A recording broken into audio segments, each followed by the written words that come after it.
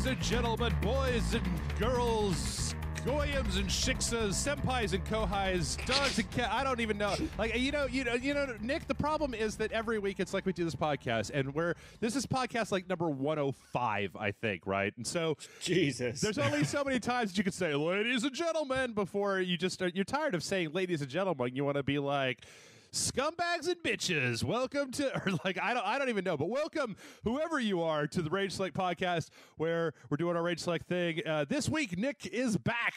You're back, Nick. You're back in the Quotey Fingers studio with us. You're sitting here enjoying a nice Lone Star and a yes, I am. plate of Taco Cabana or Whataburger. I don't even know anymore. No, are you describing your situation? Because that's all Austin stuff.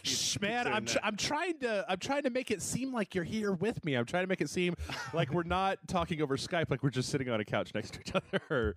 Right. I just, the Rage Cast, it worked out pretty well, so I just decided to spend all the money to fly Nick over to do one podcast. No.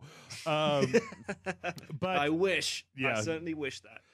It's not a good time right now to be in Texas. It's either flooding or it's just balls hot. It's gotten to the point now where you'd expect after a torrential Noah's Ark style flood comes down from the skies, that the place might cool down for more than like 4 hours. But it's like next day, no, now it's muggy and wet. There's all this water on the ground, but it's also super hot as well. Congratulations. I don't know, like, just my memories of Austin has always been bloody hot, because every time I went there, it was during the summer, in the heat, like in the height of summer.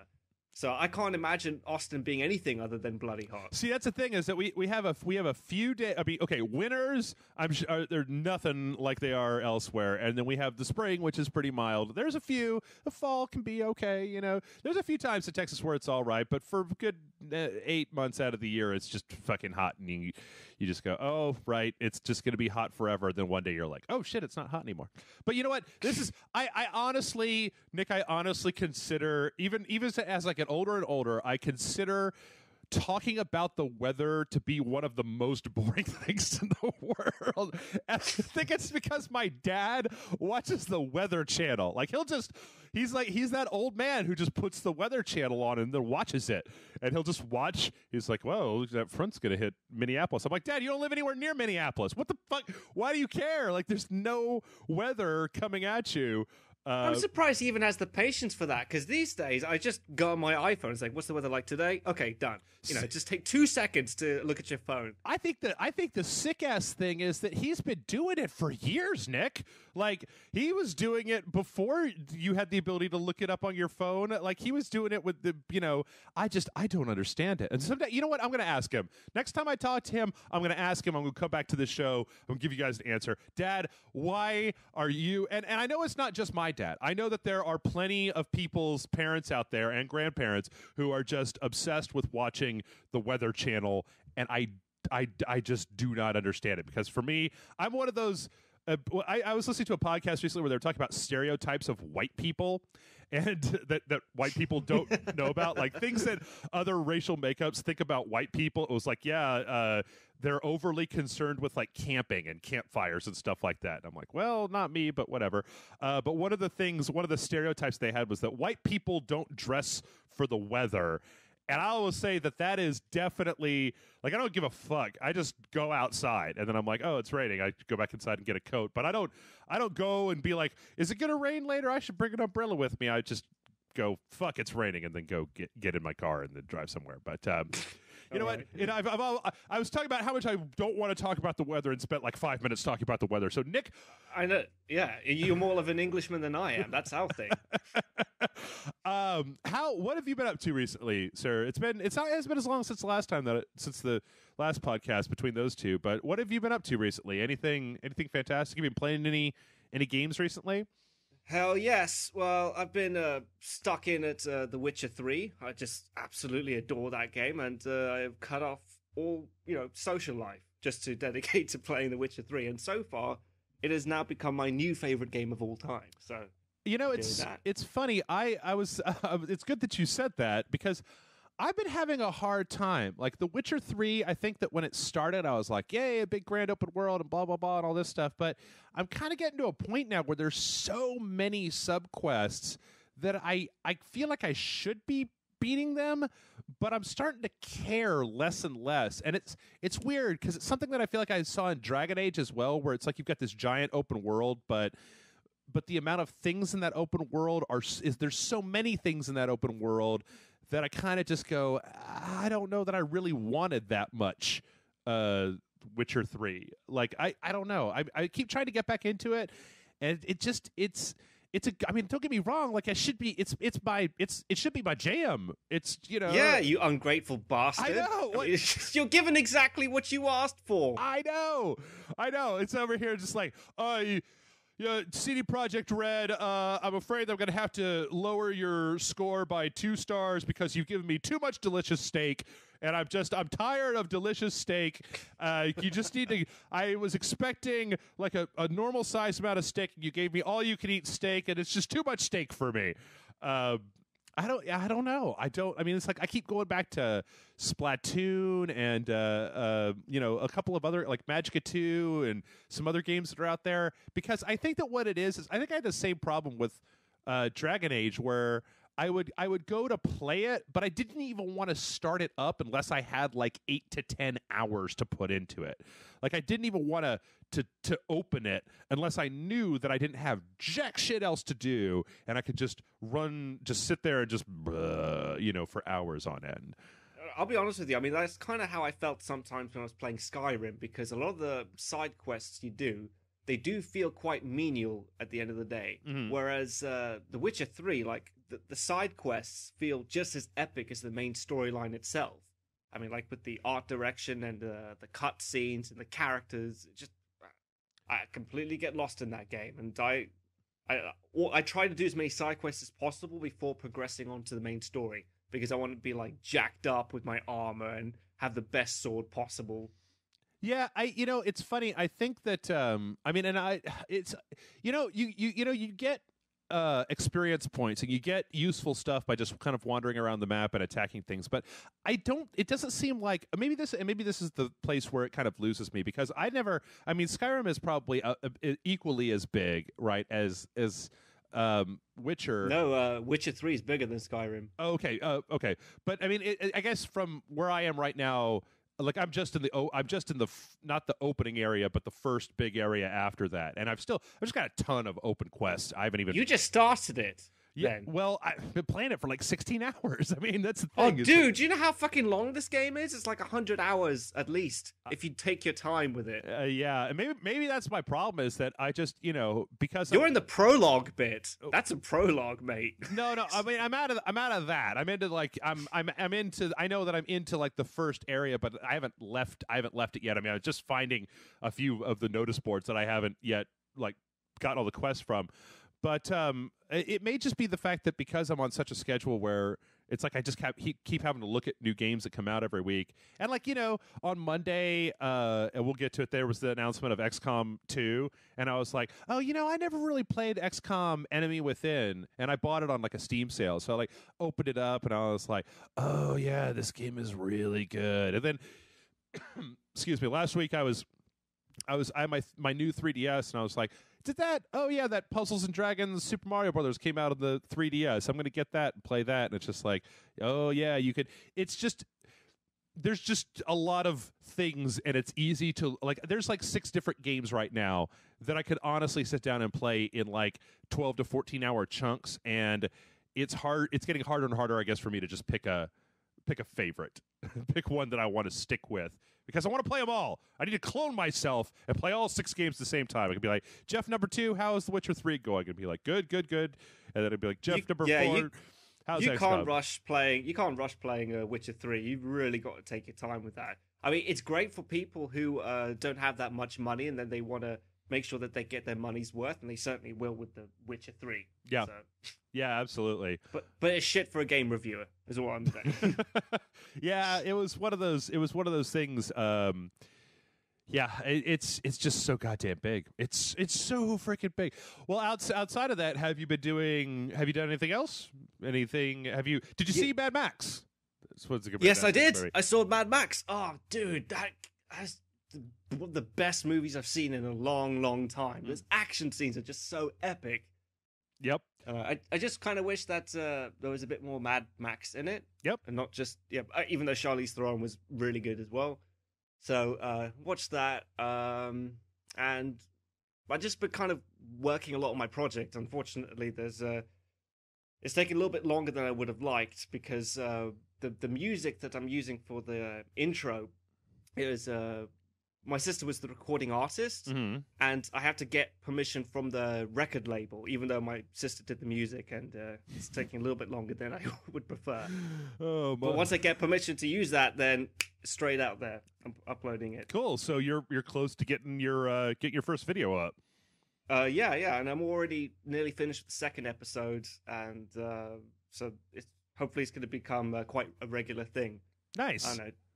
Yeah. Did you have a chance to look at it? I sent you a link. I did. I wasn't sure whether you wanted me to talk about it, but no, I did. I watched about. I got about halfway through it, and it's really good. It's funny because it's like you're doing this narration, you're doing this kind of review and analysis of this movie, and you're such a jaunty Nick Hodges, like because you're like reading a script that you obviously wrote, you're doing it by yourself, and you're just like you're so expressive in the way that it's like obviously you were able to do like multiple takes and that you're doing this stuff. It's weird because it's like I recognize your voice. It's just it sounds a little different than the Nick that I talked to on the podcast. I don't know exactly how to describe it. People just have to see it for themselves. Yeah, I suppose. I mean, like when I have the luxury of being able to record myself again and again, then I could tweak it. Whereas here, it's just like all in one go. So yeah, yeah.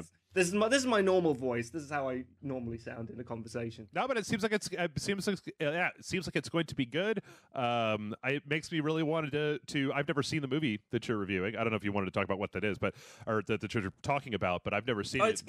It's going to be Zulu. The next one I'm doing is Gladiator. So hopefully that should be a little bit more popular for people to see because it's came out not that long ago. Right. Didn't Gladiator win the Academy Award the year it came out? Yeah, I think so.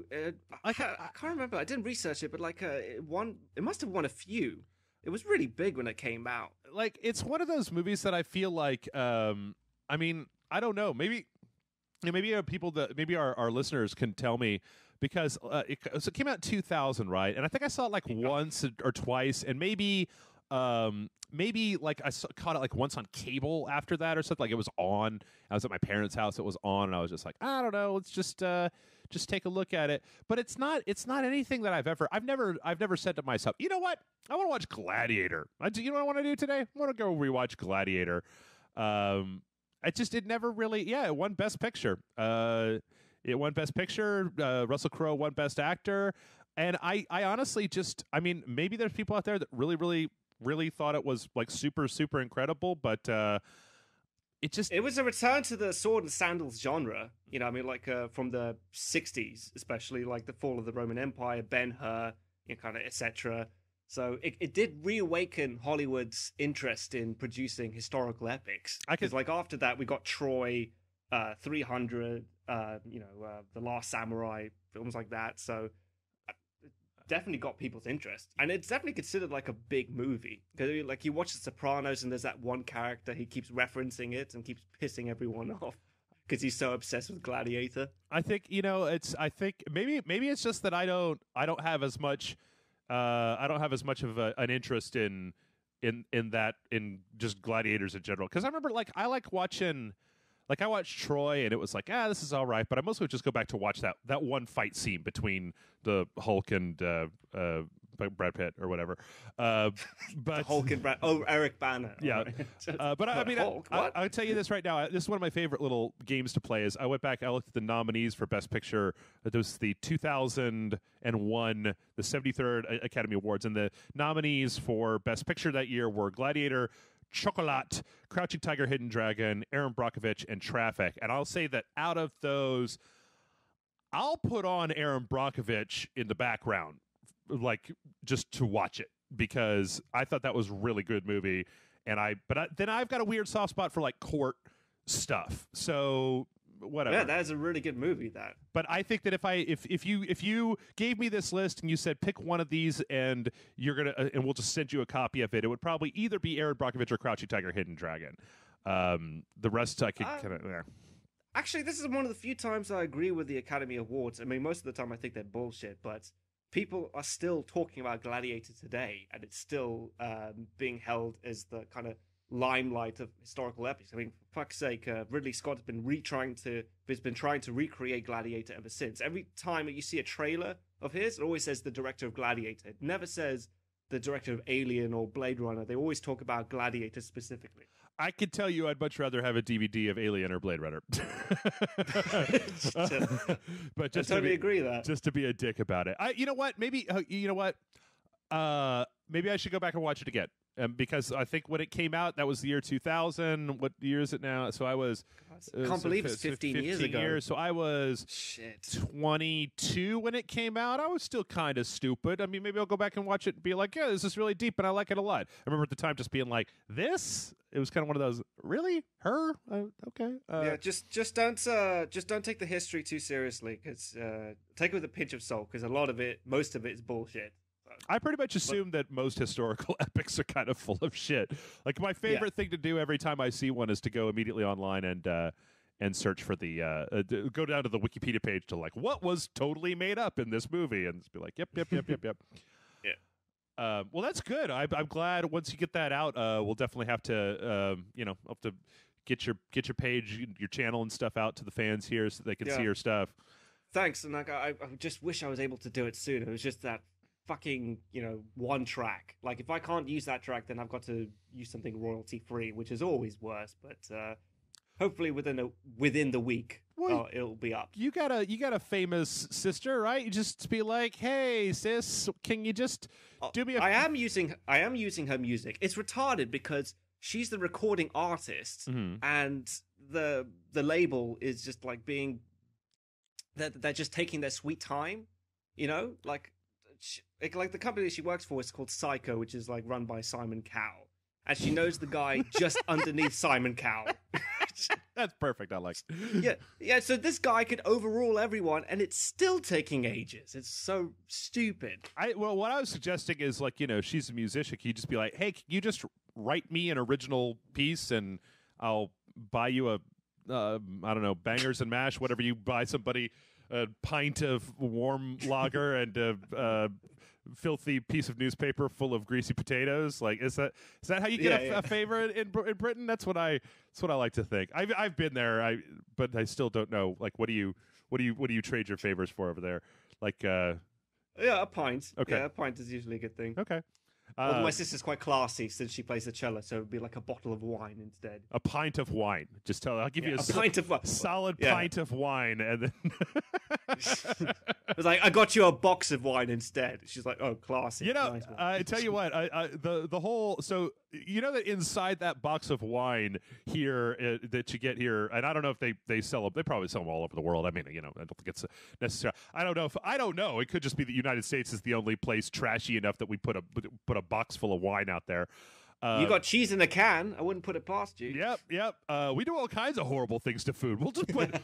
We'll torture food however we feel like it. But no, if you open up that box, right, it's a big sack of wine, right? It's just like what's inside of that box is this giant like Mylar, or this last time I saw one was this giant like Mylar bag full of wine that's in there. And so it's constantly referenced because I used to have a few friends. I don't know if you've ever had a friend. Do you?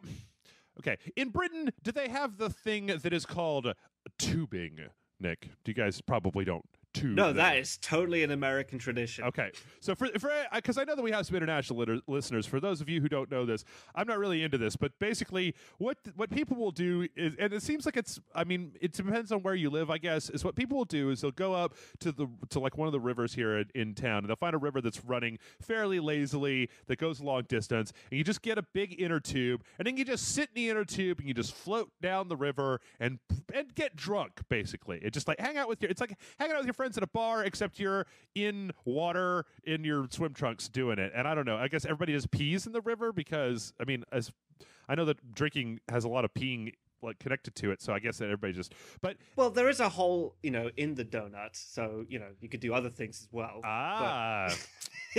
Pooping, that's what you're talking about. Yeah. Well, that's totally an American tradition because you try and go tubing in the cold rivers of England and see how long it'll take before you give up. I wonder. I mean, like, did they? Can you like tube down the Nile? Is that like the ultimate tubing, right? Like that's where you get the you're just like, I'm gonna set the world record for tubing. I'm tubing all the way down the Nile, bitch. But what I'm thinking of is every time that and when you know a person who's into tubing, god damn do they want to do it. Like I almost feel like it's like tubing, like there's a place during the tube thing where you're not wearing, like you don't have the implant, right? So like this fake rock opens up and like this thing just shoves you in there and you go to like tubing indoctrination camp where they make you into a tubologist or whatever. Because the people that are into tubing, my god, do they want to go tubing, and they want to do it all the fucking time. But when you talk to them about it, they'll almost certainly tell you, so here's what you do is you go get a box of wine, and then you take the bag out of the box of wine, and then you just float the bag of wine down the river with you, with your tube. And I'm just like, this is, there's, you're going to float your booze in a sack. It just seems weird to me. It's like, oh no, like I just go. Why don't you go one further? Be like, no, just what you do is you get like a children's party balloon, and then you just take your whiskey and you dump the whiskey into the balloon, and then you just tie it off, and then you just water balloon whiskey into your face every few feet, and that's how you get drunk when you're floating down the river. I thought it was illegal in America to have an open container. It's not open. It's closed container. I don't know. Oh, that is cheeky. That is so cheeky. That I think. I mean, I don't know. I think that was more. I think that those laws were more for like your car or walking down the street. And I think that. Yeah, but I'm just thinking about how many sacks of wine must be sitting at the bottom of those rivers. Because like.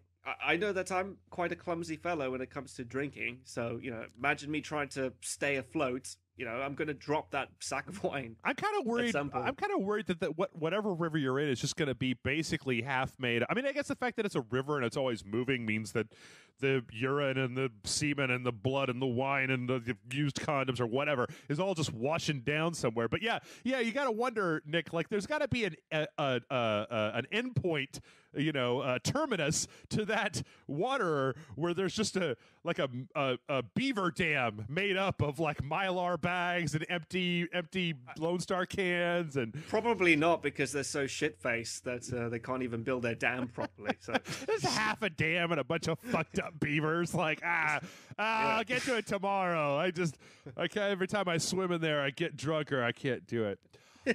Well, I tell you what, folks, we got a lot of news this week, but before we do, I wanted to just take a moment to thank everybody for watching us last week on the 2-year anniversary of Very Select. Congratulations. Yep, I can't sing the song or else I'll get sued from the birthday people, but yeah, we had a big. Do you know about that? Like the people who own the rights to Happy Birthday are just incredibly litigious.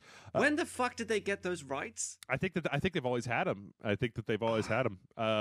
But yeah, good luck trying to enforce that, is what I'm thinking, because everyone just sings it.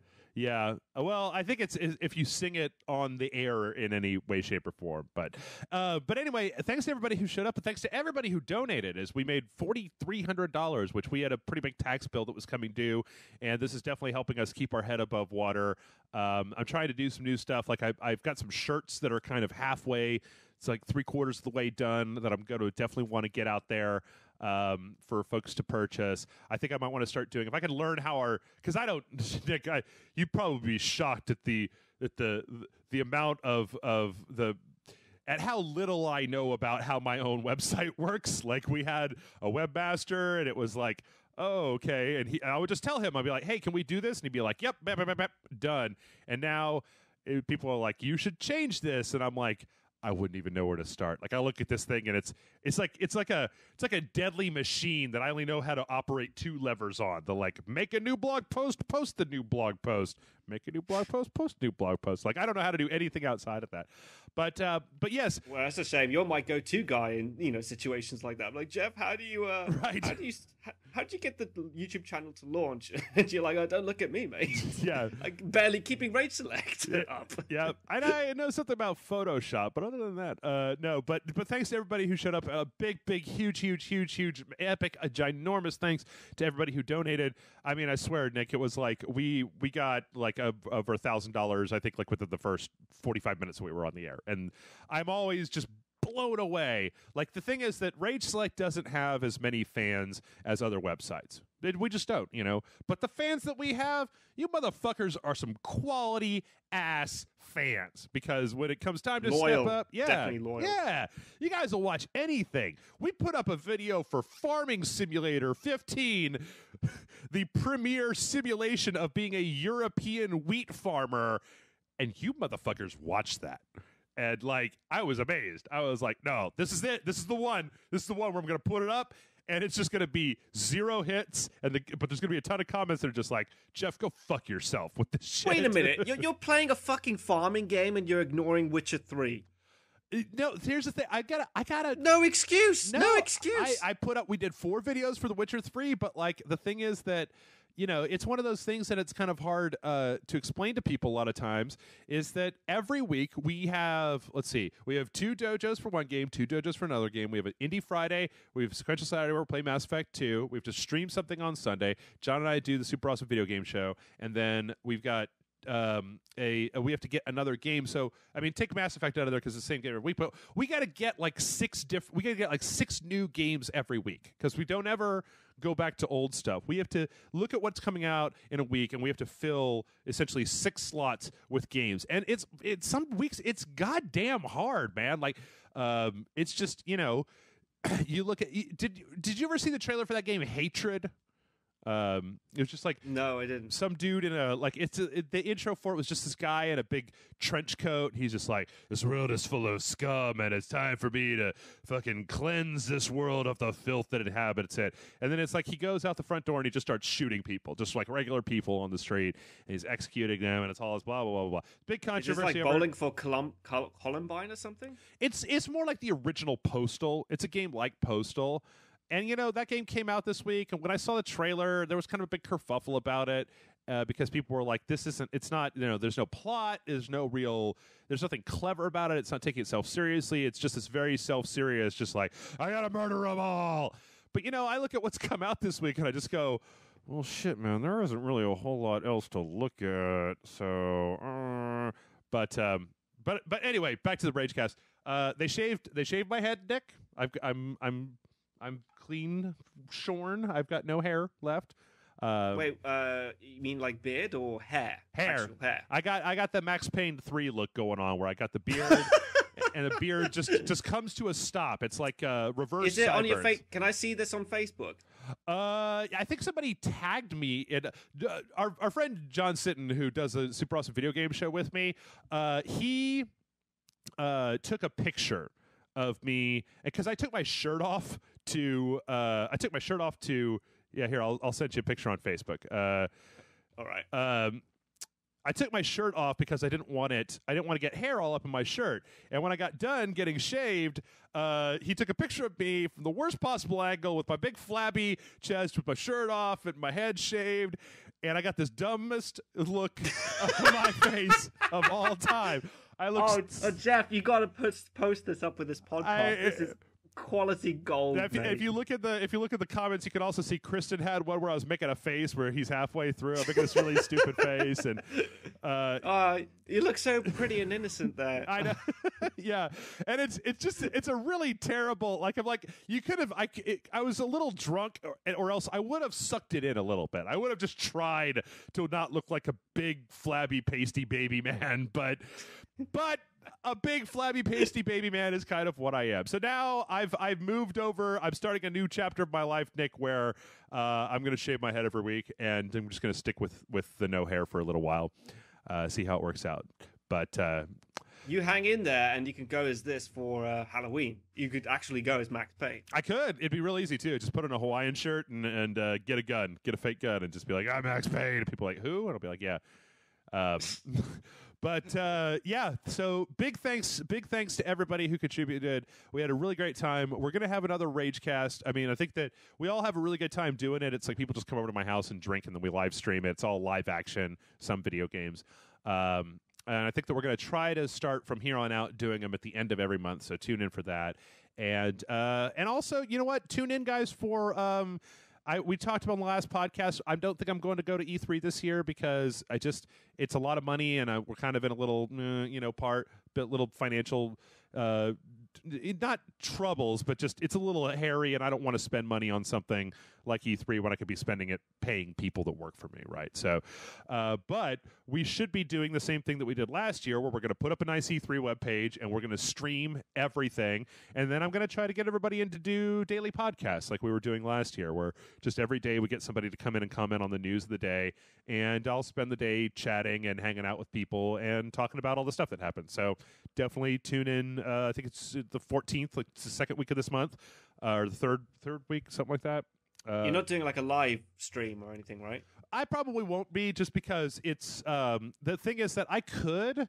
I mean, I don't know. You know what? I'll put it to the people, right? It's perfectly like I could totally have the page that has the stream for E3, because I could just grab a stream from somebody else's website, and then I could totally have my own like audio streaming commentary going with it. But for the most part, I feel like, I'm also watching this thing. It's not like a video game where it's just like, yeah, Geralt, whatever. It's blah, blah, blah. I'm a witcher. My eyes are cat, blah, blah, blah. It's like when E3 is talking, I'm also listening. So I almost feel like it's better for me just to hang out with people in the chat room, because then it's like when I have something to say, I can say it. And when I don't, I can just sit there and listen to it instead of feeling obligated to say something. Right, exactly. Instead of feeling a pressure to just sit there and be silent. But you know what? We've rambled. It's rambling, and we have a bunch of big ass announcements this week. There are some. This is a news to the news type of week, and the first one, oh, Nick, I'm so happy. Which game is it? It's Fallout 4, man. Yes! Fallout 4. And you know what? I want to start before we even get into what's in this trailer, because this is an incredible trailer. But I would like to stand up and hold my hand up metaphorically to Bethesda in a high five motion, even though I know that they're going to leave me hanging, because they would have been perfectly well within their rights.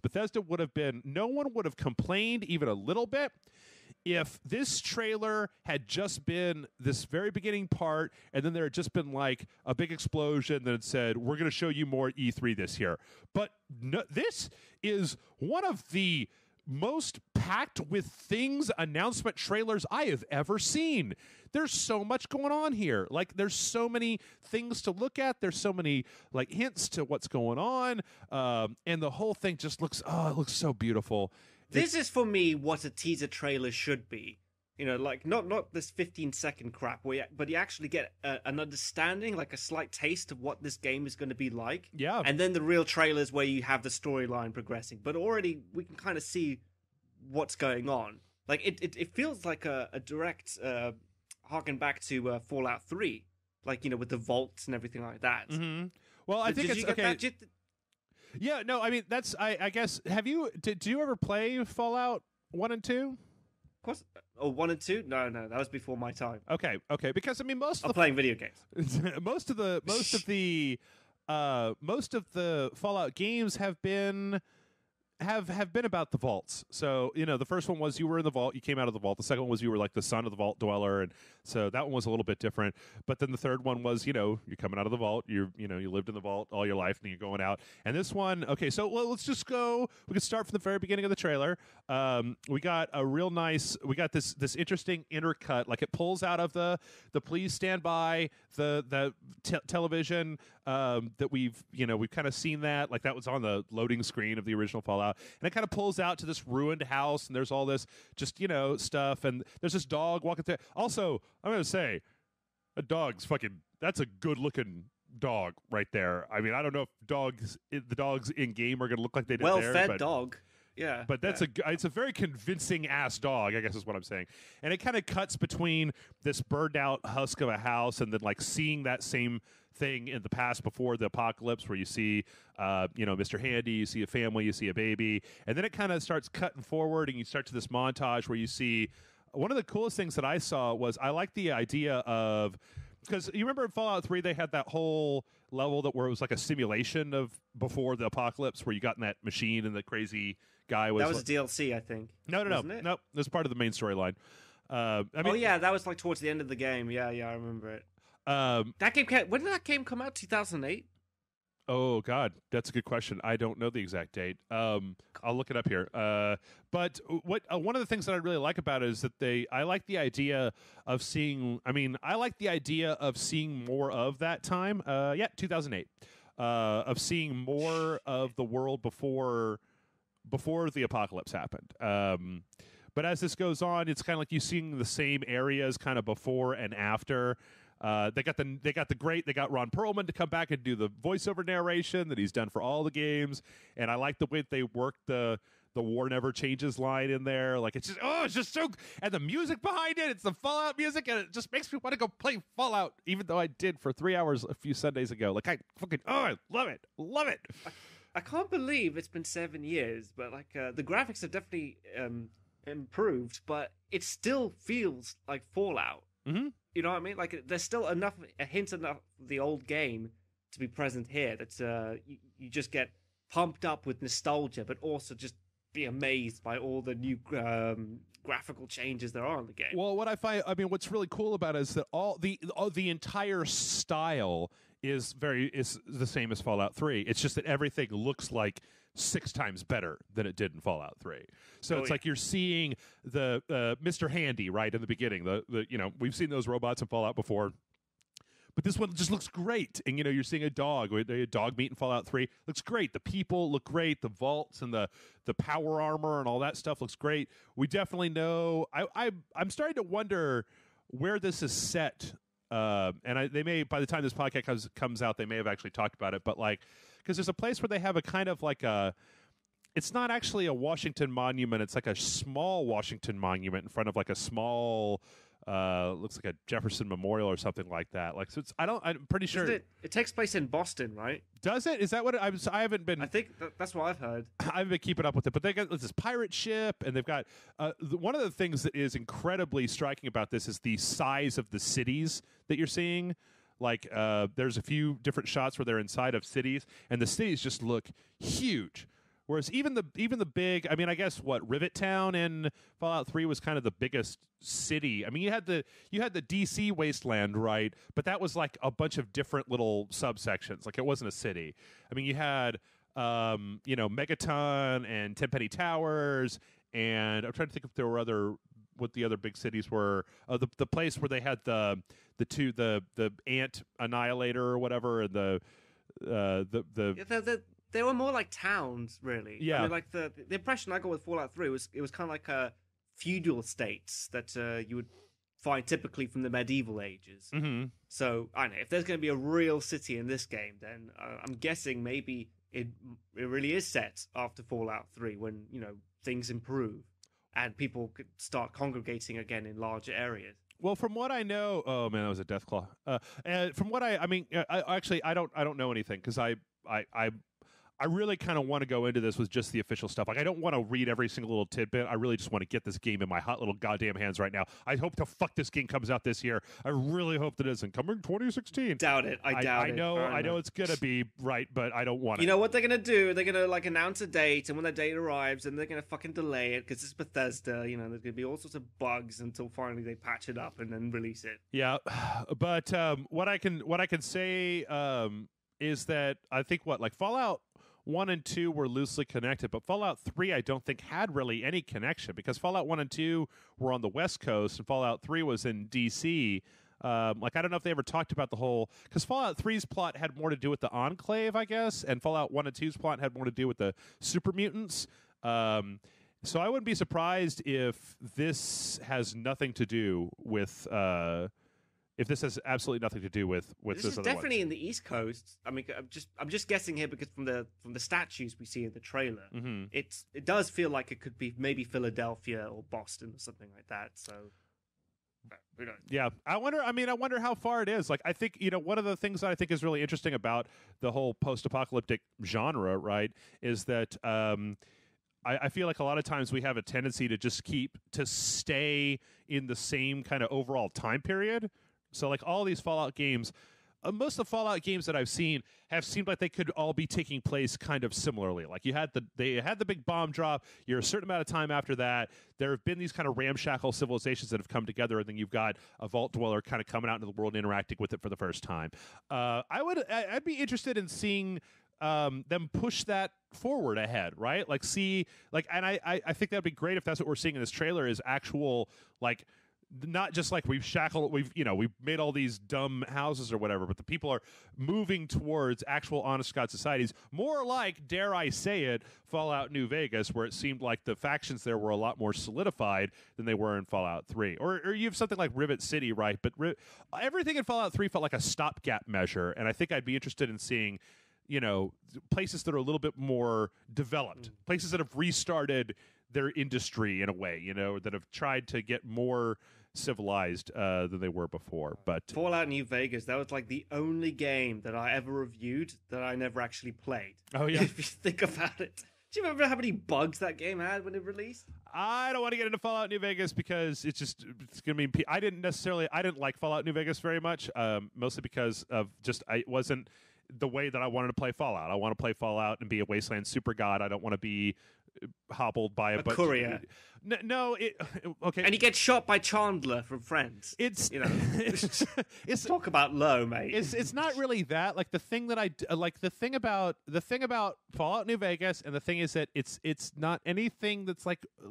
Well, okay, there's just, oh God, I really don't want to just get, but there's two things about Fallout New Vegas that I didn't really care for. One is that I didn't really like anybody's attitude, right? I didn't want to be in any of these factions. I didn't want to join with your dumb Wasteland Roman Legion. I don't want to join the Brotherhood of Steel, who I typically kind of liked, were dicks in that game. And then you had the big computer in Vegas, and I'm like, go fuck yourself. And then you got these guys, go fuck yourself. But see, the thing about Fallout 3 is that I played so much Fallout 3, and I really liked playing it. I liked the way that you could stack up a certain number of perks in that game and just become an unstoppable killing machine. And in Fallout New Vegas, it's like they tweaked that whole system to make you feel less powerful. And I have a big problem with games that take power away from you. And it would have been different if they came in the reverse order, where New Vegas was first and then Fallout 3 came after that. And I know that a lot of people out there, blah, blah, blah, blah, it's whatever. There are plenty of people who like New Vegas, and I don't want to begrudge them that. It's just that that's not really... I'm not playing the Fallout games... I always felt weak in Fallout New Vegas because they tweaked a bunch of stuff and they changed a bunch of stuff to the point where I couldn't make my character into an unstoppable living weapon if I put enough time into it. Like, he was, or you could, but just not as powerful as they were in Fallout 3. And I got used to that in Fallout 3, and I liked it. And I didn't want to go backwards. I didn't want a character that was weaker than my character was in Fallout 3. And that's I totally agree with you there. What it was. Yeah, I mean, like, when I was playing Skyrim, like, I remember just starting the game and getting attacked by those trolls up in the mountains, and like one hit, I'll be dead. Oh, yeah. And I love later on when I just come back and I see 3 of them, and I just bring out my sword, like, bring it on, bitches. I'm like level 23. Yeah. It's just like cut their heads off immediately. Plus, I mean, it's a thing I really like. I mean, when I play Fallout 3, one of the things that I really like is I like to go through, I like to play the game up until the point where I'm super powerful, and then go back and start doing the subquests. Like, there was a subquest where I was just walking around the world in clothes, right? Just like, I wasn't even wearing armor. I was wearing just a suit.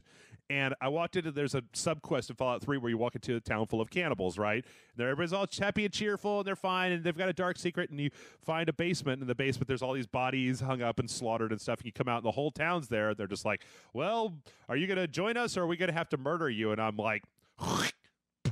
and they all pull out their guns, and I open up the VAT system. And Wait, what was that? You just spit? I just spit. Well, no, that was my metaphorical spit Oh, on it. But I thought you're like lubing up or something. I was like, yeah. What do you mean? I was like, bend over, boy. No, but I opened up the VAT system. I targeted the first guy, and I punched his head off. And from there, it was just like this character was some kind of unstoppable killer. I didn't even pull a gun. I think I might have pulled a knife out, and I just beat the entire town to death with my bare hands. And that's kind of what I want to do in Fallout 3. Is get to the point where, people are just like, oh, you're so blah, blah, blah, blah. And I can just be like, I wouldn't mess with me if I were you. So anyway, but that has nothing here or there to do. This is a great trailer. If you haven't watched it, you totally should. And I'm fucking super excited. And I just realized something that kind of bums me out. That's if it's not set in DC, there's not going to be any more Three Dog. Ow! Because he's one of my favorite characters in the game. But who knows? Maybe they'll do like a Laszlo, like they did with the GTA series. Maybe he's moved to Boston. Maybe he's older now and he's moved to Boston, or they're piping him in like getting XM satellite future radio. But speaking of games with a high nostalgia quotient, I did not see this one coming, Nick. There's totally a reveal this week for XCOM 2. Did you play XCOM, the first one? Yeah, I just talked about it in the intro. I just said I loaded up last week and was playing it. But no, I played all the way through I played all the way through Enemy Within when it first came out, I played all the way through Enemy Unknown when it first came out, and then they had the expansion Enemy Within, and I never played through that. It adds a bunch of new stuff to the game, and so I played a little bit of that on Monday. I just for a lark. I was just like, but I really like. What did you think of this trailer, Nick? I feel like I ran my mouth during Fallout too much. So I'm kind of confused. I mean, like, is this to say that the aliens won? Because those people who are causing the attack, they're obviously the players, and they're like acting like terrorists. So did the aliens win, and it's Earth is occupied now? I think that's very much the implication of the trailer. I don't remember that. Like I remember when I played XCOM, I think the last mission had you going in with you'd have like a psychic soldier that could go in and like dominate the enemy, like the big major brain bug essentially of the enemy and call off the attack. But one of the interesting things about XCOM is that the XCOM organization, and they even alluded to this in the Bureau, is like an independent organization. Like in the game, they answer to governments for things like funding and stuff like that, but they're not beholden to any individual government. So I like the idea of saying that, like, yes, we won this, but then because the aliens in XCOM, there's a bunch of them that have different like mental powers and things like that. And I like the idea that maybe the aliens came down after maybe once there was I'm just totally spitballing here because again I haven't like really read anything about this, but hey, maybe check this out. We won the war, we brought the aliens to their knees, and they're like, oh cool, you beat us, we surrender, like here, let us share our technology with you, blah blah blah, let's make your world a better place because we've got all this cool technology. And then they use that as a gateway to essentially do a more of a diplomatic takeover than a military takeover, where they share all this technology and worm their way into all the facets of human life. And then now you've got the same XCOM organization, but they're out there on the fringes, right? They're operating from... They kind of should have done that to begin with, I'm thinking, if that worked in the end. It's like, maybe we should take it over the Earth in a more diplomatic way rather than coming guns blazing. Well, it's funny because in the original, in XCOM, I mean, like when you're playing through XCOM, you get the impression early on that it's like, in the beginning of the game, it's shitty, right? Like you're just... if you don't know what you're doing, like you get to a point where just a lot of your guys are dying, and there's just all these aliens. There's just one type of alien that comes out that's just like, every time I see them, even now, I'm just like, oh god, because they run fast, they've got a lot of hit points, and when they kill your guys turn into zombies that'll attack you. But yeah, I like this idea. You know what I like about this is that it kind of reminds me of Syndicate a little bit, right? With all the futuristic tech stuff that they've got going on here. I never played Syndicate. Oh, well, the old school Syndicate kind of had this futuristic world thing going on. And I also think that XCOM is perfect as an organization to be working from behind the shadows, to be working, to be in the underground, behind the scenes. Also, at the end of this trailer, there is a fucking big ass interceptor, and it is really cool. But it looks really good. Like this is the style that they have here in this trailer is kind of the style that the actual game itself has. It's a little bit more polished than that. Like I think there's a better lighting engine, and I wouldn't be surprised if this wasn't. This is obviously pre-rendered, but I wouldn't be surprised if the game itself didn't look at least 80% as good as this, because they're not doing anything that's not ridiculously over the top. The trailers for the last game were pretty close in how the final product looked. Yeah. Also, I really like this snake person in the trailer. It's actually a lady. It's got snake boobs, which never make any sense to me.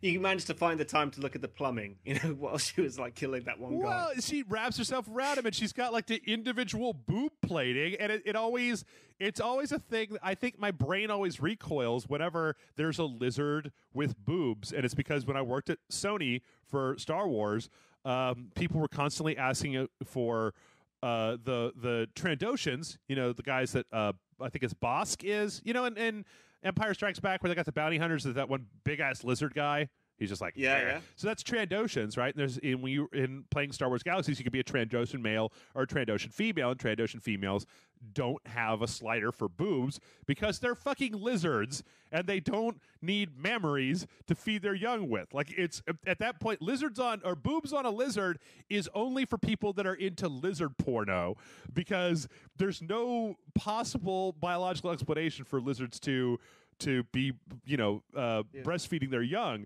So whenever I see a lizard that has boobs on it, it kind of sticks out in my head, where I'm just like, why did you put the boobs on the okay, whatever. It's kind of like I guess like you never watched Howard the Duck, with that one duck with the boobs in the bath. Yep. At the beginning. And that's a duck. It doesn't have breastfeed its young either. Yep.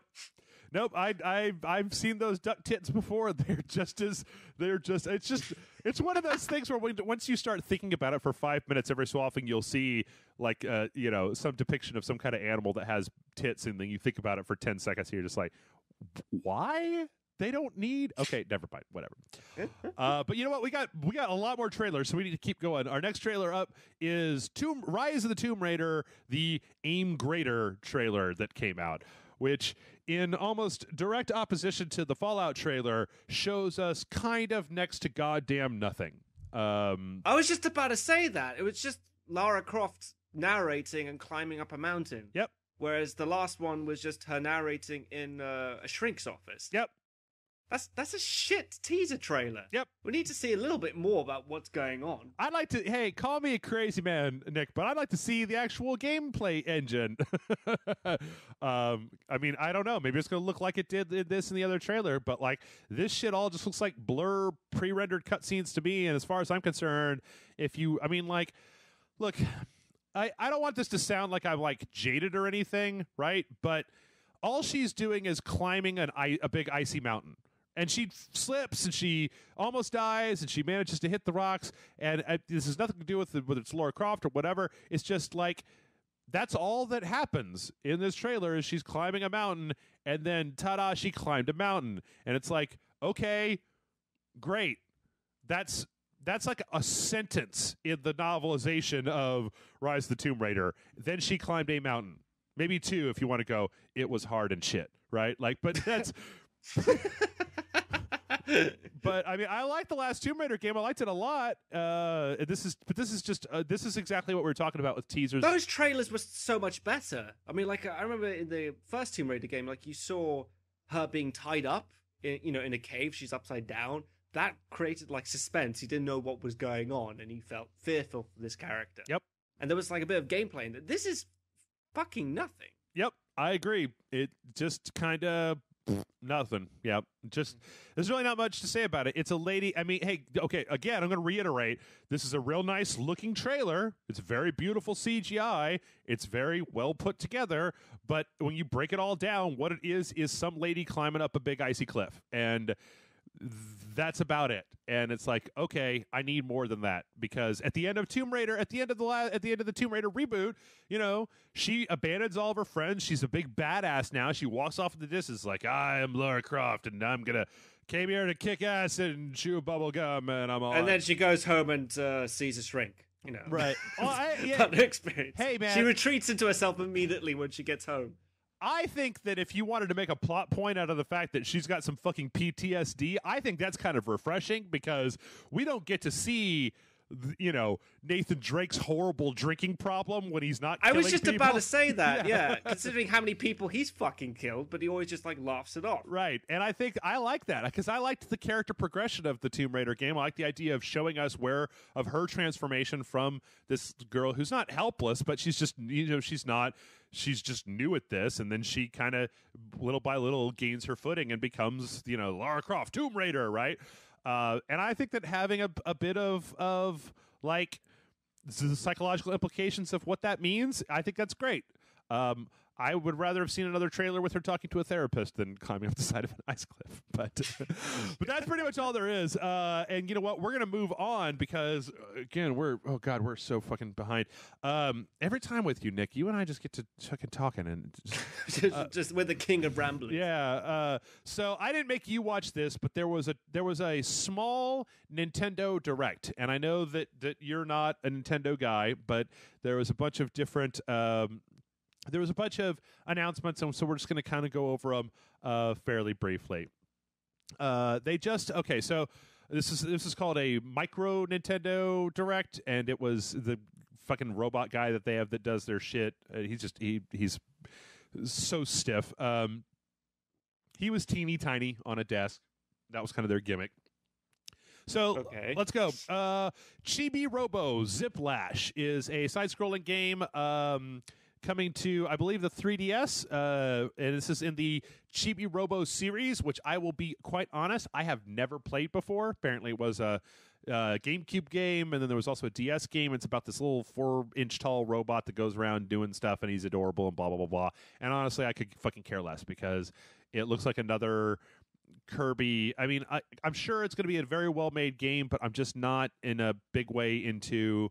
Nintendo's super cutesy, hey, look at this stuff, isn't it adorable, side-scrolling, spectacular.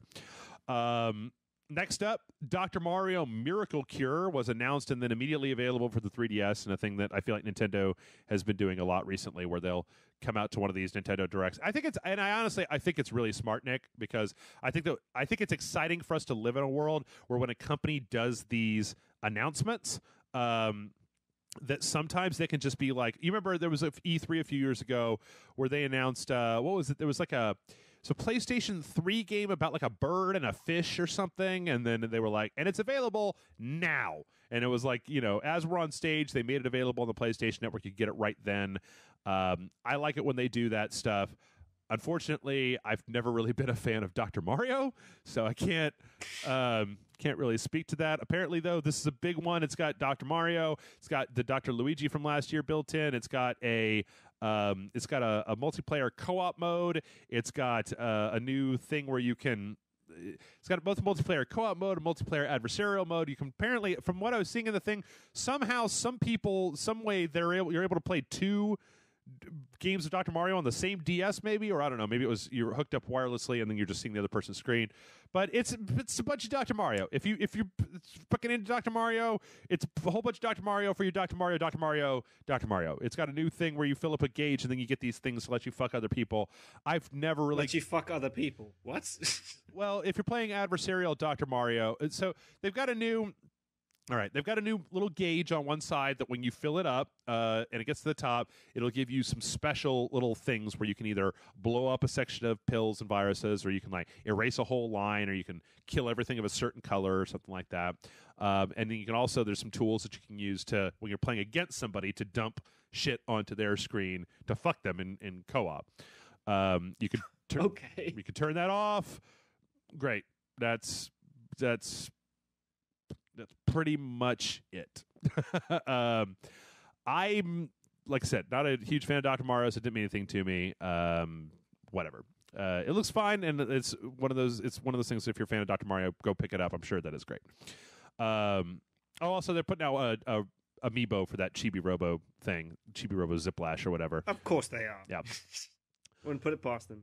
Pokemon Mystery Dungeon is coming this winter to North America. Pokemon Mystery Dungeon, for those of you who don't know, is basically a game where you play as a Pokemon, and I think it's like a procedurally generated world, like dungeon, where it's got all... they actually said this. I didn't realize there were this many, but they were like, all 270 Pokemon are in this game, and I'm just like, whoa.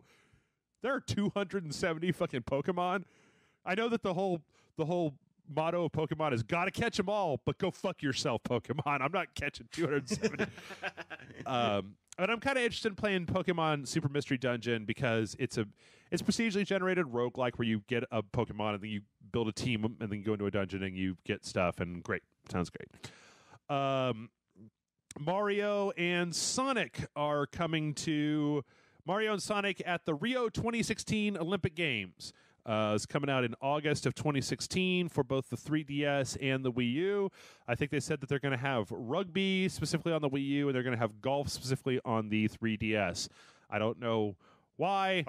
Are Sega and Nintendo joining forces or something for this?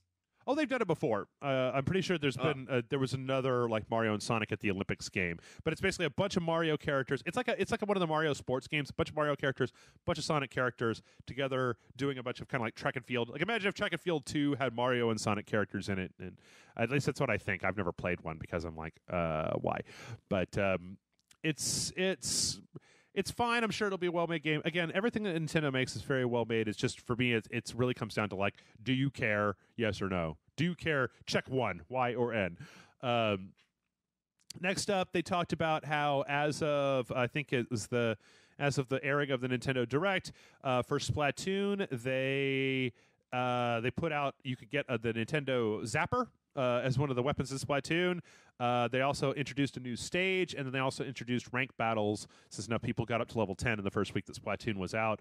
Splatoon is super fucking fun, and I can't wait to play more of it. I'm glad that they're supporting it. Next up, they're announced Art Academy Home Studio, which is another version of this drawing app, because the Wii U has the touchpad and the stylus. They've got this whole thing where it's like a kind of like a mini Photoshop type of thing, and they have art tutorials that you could take about how to use cross hatching and shading and stuff. And this one's going to allow you to even like record yourself drawing a thing and then upload it so that other people can watch it. You know, seems fine. I think that this would be a great thing to give to kids that are into art, because you can have them draw for hours without having to buy them expensive art supplies. So good on you, Nintendo, for that. There was also a trailer in the last Nintendo Direct. They announced this co-op game with a project or Bandai Namco called what is it called? Project Treasure, and it looks like a 4-player. It kind of looks like Resident Evil Zombies mode, except like it's in a crypt. But it's like you're in a crypt, but then you're fighting zombies, and people have like rocket launchers and machine guns, and you're going in there with 4 people to kind of go in, open up a crypt, get a bunch of treasure, and then get out in order to be able to use your treasure. It looks pretty cool. Like I say, I'm kind of interested in playing it. It's not a violent game though, is it? Or is it like a kids game? No, it's definitely not a kids game. Like the characters, I mean, they're kind of like some anime. They look, you know what? They just look a lot like characters from a Devil May Cry or Resident Evil game. Like I'm looking at a picture of him right now. There's an African American guy that's got like camo pants and a top. He looks like kind of like Chris Redfield, but Chris Redfield was a black man, and he's got a rocket launcher and a machine gun. There's a lady who's basically straight up wearing lingerie with some machine guns. There's a guy that's got like a nice shirt with a vest, and he's got like a hockey mask on and a big axe and a shotgun, and a little schoolgirl lady with some big knives or whatever. It doesn't look like it's geared towards children. It looks like a very action oriented type of thing. Like that's a nice change considering it's Nintendo. Yeah, you know, it is what it is. Don't want to get into it. I get Well, it. no, I guess here's the thing is that, like, I feel that Nintendo, I mean, yeah, Nintendo is definitely the most family friendly of all the places out there. But I feel, I mean, I've said this, you and I believe, have talked about this, talked about it with a lot of people. It's that, like, Splatoon just came out. Splatoon's a game about little ink squid people shooting their ink all over this map, and it's a 4-on-4 multiplayer action game. But it's a hell of a 4-on-4 multiplayer action game. So if you can get over the fact that it's a little cutesy, it's a hell of a video game. But just like I said before, you know, I don't give a fuck about Chibi Robo because it's just this cutesy little robot just throwing his cord at stuff, and I'm just like, whatever. Also, I don't care about Little Battlers Experience, which is apparently a TV show that's on Nickelodeon. I can't tell if it's an original or if it was animated or adapted from an anime, where it's basically about this kid, where it's about this world where the people have these little tiny robots that fight like giant robots from anime, but they take them and they fight them against each other. And so they're making a 3DS game where you can fight 4-on-4 or 3-on-3. You could build your own little robot. You can take it online. You can battle with your friends. It's fully customizable. 3-on-3. All kinds of great stuff. Whatever. I'm not in middle school, so my chances to battle people in Little Robot, whatever thing, a Little Battlers Experience is a little bit limited. I'm sure that for people who are fans of the show, it'd probably be very exciting. I'm not really super excited.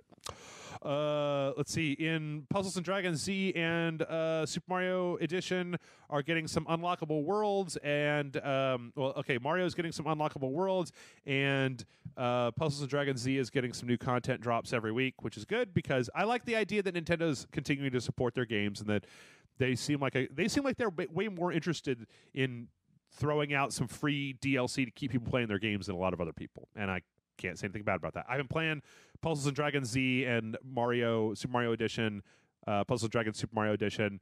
They're fun little games, just little match 3 puzzly games, and they're good. And then last but certainly not least, they had a full announcement that Bravely Second, the sequel to Bravely Default, is going to be coming to America, which I think wasn't... I'm pretty sure it was the sort of thing that I think that we were pretty sure that was going to happen, but it hadn't been officially announced, because Bravely Default was the best Final Fantasy game that has come out in a long time, and it's great that they're putting it out. So looks good. There's a brand new protagonist. You guys can watch the trailer. This Nintendo Direct is about 17 minutes long, and it's got if you just fast forward through Robot Man here talking, then it's fine. So, all right. Now I really do have to pick up the pace because we're about halfway through the news stories. All right, I'm dumping one right now. Halfway? Yeah, oh, yeah. This has been a big week. Yep. A lot of trailers, a lot of stuff to talk about. All right, Steam is now offering refunds for games for any reason, essentially. This is big, huge, gargantuan news, and I am going to, I'm not going to abuse it, but I'm hoping to use it because I buy games all the time to see if we want to play them on the show, and most of the time I can tell within 15 minutes to pick them up whether they're any good or not, and if they're not good, I'd like to get my goddamn money back because my Steam library is like 460 games, and there's probably a good 80 or 90 of those that are pretty much garbage. How does it work? Does it lock you out of playing games? Like, how do they make sure that people don't, abuse the system? Okay, well, so I'm gonna pop up the direct page. So basically, here are the rules to the whole Steam thing, right? If you have a game that you haven't played, within 2 weeks, within 14 days of purchasing it, with less of 2 hours of playtime, you can get a refund. You can get a refund on DLC within 14 days of purchase, and if the underlying title has been played for less than 2 hours, that seems to be their big thing. Less than 2 hours, more than or less than 14 days. Let's see. They're going to offer refunds on in-game purchases within any Valve-developed games within 48 hours of purchase, so long as the in-game item has not been consumed, modified, or transferred. Third-party developers will have the option to enable refunds for in-game items on these terms. Steam will tell you at the time of purchase if the game developer has opted to offer refunds. Refunds on pre-purchase titles. When you pre-purchase a title on Steam and have paid for the title in advance, you can request a refund at any time prior to the release of that title. The standard 14 days / 2 hour refund period also applies starting on the game's release date. You may request a refund for Steam Wallet funds within 14 days of purchase, and you can receive a full refund for any bundle purchased on the Steam store, so long as none of the items in the bundle have been transferred, and if the combined usage time for all items in the bundle is less than 2 hours. Are gaming companies getting a bit pissed off about that? They because I know like they make a lot of money through their pre-orders. Maybe. I don't know. I can't say. They say that they can't. I haven't seen anything in particular. I haven't seen like any blowback or anything yet. But Steam's kind of the 400-pound gorilla on the PC, man. If Steam says it, like, what are you gonna do? Go to Good Old Games? I mean, I guess you could. But like a lot of these places, like if you don't have your game listed on Steam, that's a big hit. You just don't get. You just don't get you get very little exposure if you don't have your shit listed on Steam. Valve can't provide refunds for anything made outside of Steam, so there's a lot of third-party companies like Amazon that'll sell you a Steam key or a Humble Bundle, and if you do that, they can't do refunds on that. If you've been banned by VAC, the Valve anti-cheat system, you lose the right to refund a game. They can't offer refunds on movies, and they can't offer refunds on gifts after they've been redeemed. And there's a whole paragraph here that says, refunds are designed to remove the risk from purchasing titles on Steam, not as a way to get free games. If it appears to us that you are abusing refunds, we may stop offering them to you. We do not consider it abuse to request a refund on a title that was purchased just before a sale and then immediately rebuying that title for the same for the sale price.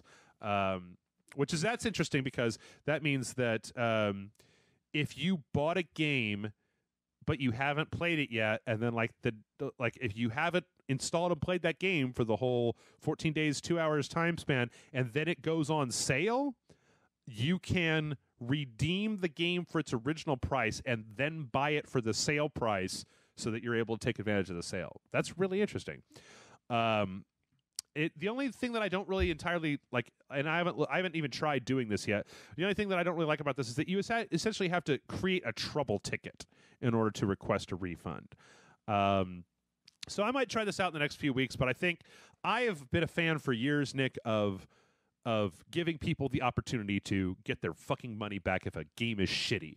Because this is America, and in the words of Stan from South Park, if things are shitty in America, you get your goddamn money back, right? Like, we return things that are stupid and shitty and crappy and no good, and I like... Oh, yeah. I think like a lot of gaming companies are definitely going to feel their blow to their pocket, because think about like when... I know we keep talking about this. When Alien Colonial Marines came out, so many pre-orders went through. I almost guarantee that everyone would have asked for their money back within an hour of playing that game. Yep. No, Sega would have really felt the blow. Yeah, or Assassin's Creed Unity. Like, let's say that, let's say that you bought Assassin's Creed Unity and you started playing it within an hour. You were just like, this is a piece of shit, right? So you close it down, you go onto websites, you find out it's got all these problems, and you just go, give me my money back. Right? For people that are on Steam, especially for PC people that have, I feel like PC folks will be more inclined to do this sort of thing than maybe console folks would be. Well, mostly because there isn't really a way for them to get their money back. That you could start to see companies that have to be careful because if you release some broken, fucked up bullshit, or if you have enough of a, even a controversy, right? Like when they released Watch Dogs on the PC, and it came out that they had lowered all of the graphical settings and not given people the ability to jack the graphics all the way up because they wanted it to have, the assumption is they wanted it to have parity with the PS4, Xbox One versions. Like, usually people returning it for that. Like, as long as you haven't played it for 2 hours and within the first 2 weeks of when you got it, and you can return it, I think that's a huge incentive towards game developers to make sure that you're not using the public to beta test your broken, fucked up nonsense. And I'm all for it. I think it's great. But do you think 2 hours is enough? I think it's enough. Really? Mm-hmm. I would have thought like a little bit more than that, because a lot of these games they go on for quite a bit. I mean, unless it's like fucking Kane and Lynch 2, which only lasted 4 hours.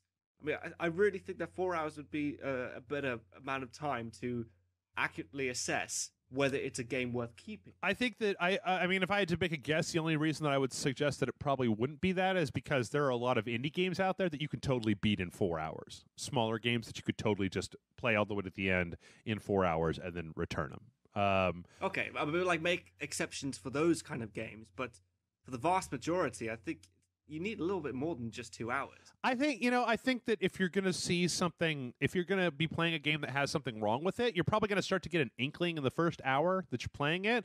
So I think that what this is maybe encouraging people to do is to say, if you think that something's messed up in the first hour that you're playing the game, stop playing it and go look at some forums, watch some videos, see if other people have been having problems. And if they are, then fucking, return your shit. Now, I wonder if... I know. You underestimate gamers' patience. I mean, like, just take anyone playing GTA Online, like how long it takes to actually load up a game. Like, we take our time. So, I mean, like, what if it's a multiplayer game that is one of the things wrong with it is it takes fucking forever to load up a map? Oh, and okay, you know what? By all means, I think that there's no... I don't think this is absolutely perfect, but they are literally the only company that... Well, okay, I think Origin offers some kind of return policy that's similar to what they're talking about. I think that it's... I think there are definitely scenarios where you could totally get boned, and there's scenarios where you're probably not going to see the warts until it's too late. But I at least like the fact that Steam is trying, that they're at least giving it a shot, because it's real easy to just be like, well, you bought it, go fuck yourself, and the fact that they have at least some way for you to try to get some relief is at least a step in the right direction. Yeah, I agree with that sentiment. Now, who knows? It may be the sort of thing where, like the charging for DLC thing, that they just, tomorrow they're just like, well, we have to shut it down because the developer said that they're just not going to give us games anymore if we keep it up. That's a good point. Does DLC count? Yeah, they did a whole thing in there about DLC. I mean, I think is it the same? Is it the same 2 hour thing? Yeah. If you purchase DLC, you have 14 days to get a refund, provided you played less than 2 hours since the purchase. That's kind of bullshit. If you're putting DLC in the same category as main games. I mean, like, yes, 2 hours is perfect for an amount of time you need to figure out whether the DLC is bullshit or not. But just 2 hours for an entire game? Yeah, I mean, I don't know. Again, I don't think it's perfect, but at least it's something. I think that. Sorry, I'm not jumping up and down for joy. I mean, like, I do think it's great. I just think that we should have gotten this a long time ago. So. Yeah, and I think that I just like the idea of being able to load up a game and having it be garbage. I mean, because I guess the thing is that you're maybe coming at it, I think that I can understand your point of view. I guess the thing is that I buy a lot of games on Steam that are smaller games, that are indie games, or they're like little one-off games that I'm thinking about playing on for a bonus video for the website, for like a Patreon video for the website. And I know within about 10 minutes of loading that game up whether I'm going to like it or not, because they're these little tiny indie games, and I can tell kind of what they're doing very early on. So that's kind of what I think about, is not necessarily... I'm thinking of being able to return a bunch of $20 games that I know are garbage, and I think that you're thinking about it in terms of, like, how do I know if The Witcher 3 is garbage? It takes fucking 3 and 4 hours to get out of the opening area. It takes 6 to 8 hours. Right? Yeah. How am I going to know? Like, I could get out of that area and be out in the world. I mean, and then the other question is, if this is a thing that's out there, like, what's to say that publishers don't just really start polishing the first 3 hours of their game? Right? And that once you get out of the 3-hour tutorial at the beginning of the game, the entire game is just garbage. It's like, whoa, what the fuck, man? And it's like, yeah, you can't get a refund now. You have to be real dicks to, like, intentionally make the beginning of the game good, and then the rest of it just, like, have it suck. Yep. Hey, man, I've seen video game companies do some really shitty things. All right, next up, Microsoft has dispelled the rumors that Silent Hills is not coming to the Xbox One. They're not buying the property. We talked about it a little bit last week. It was a rumor that was out there, or I talked about it on one of the shows. But basically, they came out, Phil Spencer came out specifically and said, nope, not true, not sure where it started, but I don't want to mislead anybody. And that's a pretty clear indication that no, because if it was if the rumor was even remotely true, usually they're a lot more cagey about it, about like, well, we're just not talking about it. I don't know where you guys are finding this information out. Maybe you could tell me who told you that so I could give them a phone call and break their legs or, whatever. Yeah. But, yeah, I think Silent Hills is pretty much dead, and I think it's going to be the sort of thing that nobody's going to let go of. I think we're going to spend 5 years talking about the rights to Silent Hills and who has it and there's a new guy and blah, blah, blah, blah, but I think it's pretty much dead. Shame. Speaking of Looking forward Microsoft, to it. I'm sorry. I think you've been on the show since that was even announced. No. I was actually. We were on the show and we announced that it had been cancelled. Oh, okay. I was quite bummed out about it. It was also when the playable trailer was also taken off the PlayStation Network. Oh yeah, you can't download it anymore. And people were selling their consoles that had the trailer on it. Yep. For like shitloads of money. I'm waiting for mine to appreciate. It's my retirement strategy. 20 years from now, like functional PS4 with PT demo, $2 million. But speaking of Microsoft, basically, God damn it, Nick. Fallout 4 and XCOM 2. I really want to go to E3 this year. So Black Tusk, the company that's working on the next Gears of War game, is now called the Coalition. They've been rebranded as the Coalition, and they are going to apparently be at E3 this year with whatever the new Gears of War title is. And that's pretty much all that was announced.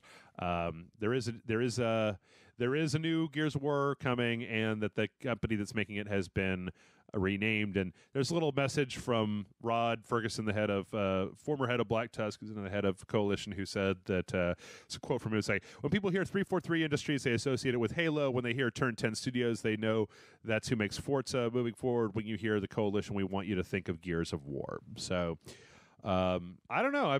I've been talking ever so often on the podcast about how I really hope there's a new Gears of War game, because it seems like there's still some questions that need answering in that universe. But so, yep, when you tune into that Microsoft conference, I will bet you $1, one person listening to this podcast, not everybody, that there was going to be a Gears of War trailer at the new E3 this year. I think it'd be insane for them not to at this point. I'm dumping this. All right, we're just going to real fast. There's a Red Bull thing. It appears that there's going to be another expansion for Destiny called the Taken King. There's some evidence of it in collector's edition Red Bull packs, and I don't know any more than that. And we got 2 more real quick stories, and they're actually really big and interesting stories before we go to our break. The first one is that apparently VG247 has an insider over at Bandai, or at Namco Bandai Namco, I can't remember which one comes first. Bananco, whatever it's called now. Right. That this year at E3, there's going to be an announcement of Dark Souls 3. And that Dark Souls 3 is going to be created by Hidetaka Miyazaki, the guy who made Bloodborne, Dark Souls, and Demon Souls. Yep. I think that's interesting. I think that's probably, I guess Dark Souls 2 came out last year. Bloodborne came out this year. You know what, Nick? I don't like the idea of the Souls series becoming a yearly franchise where there's one out every year. Like, I like the idea of them taking their time and really I guess maybe they'll announce it this year and then it'll be out in 2017 or something. But I could probably, I wouldn't put it past them. This is where things start to decline. Look at the Assassin's Creed games. Yeah, maybe. I guess that I ended up coming around on Dark Souls 2. Like, I didn't really enjoy it all that much when I first played it. And I actually, thinking about it for a long time, I think that the weird way that they remix the enemies and the some of the remixes in the Scholar of the First Sin edition are good and some are not so good. But I like the fact that Miyazaki is coming back to the franchise because I want to see him fuck it all up. I want to see him. I want his dark and dingy and kind of gross trademark back on the game. I just hope that it doesn't. I want them to keep Bloodborne and these separately. I was actually talking to somebody on Facebook, and I honestly said that honestly, I'd rather see Demon Souls 2 than Dark Souls 3, but fat chance that's ever going to happen because Demon Souls is owned by Sony, and they would be. Well, I guess Bloodborne was a Sony exclusive. Oh, that'd be cool. But yeah, there's no specifics, no details. I think it'd be interesting if we saw more than just some maybe really brief teaser.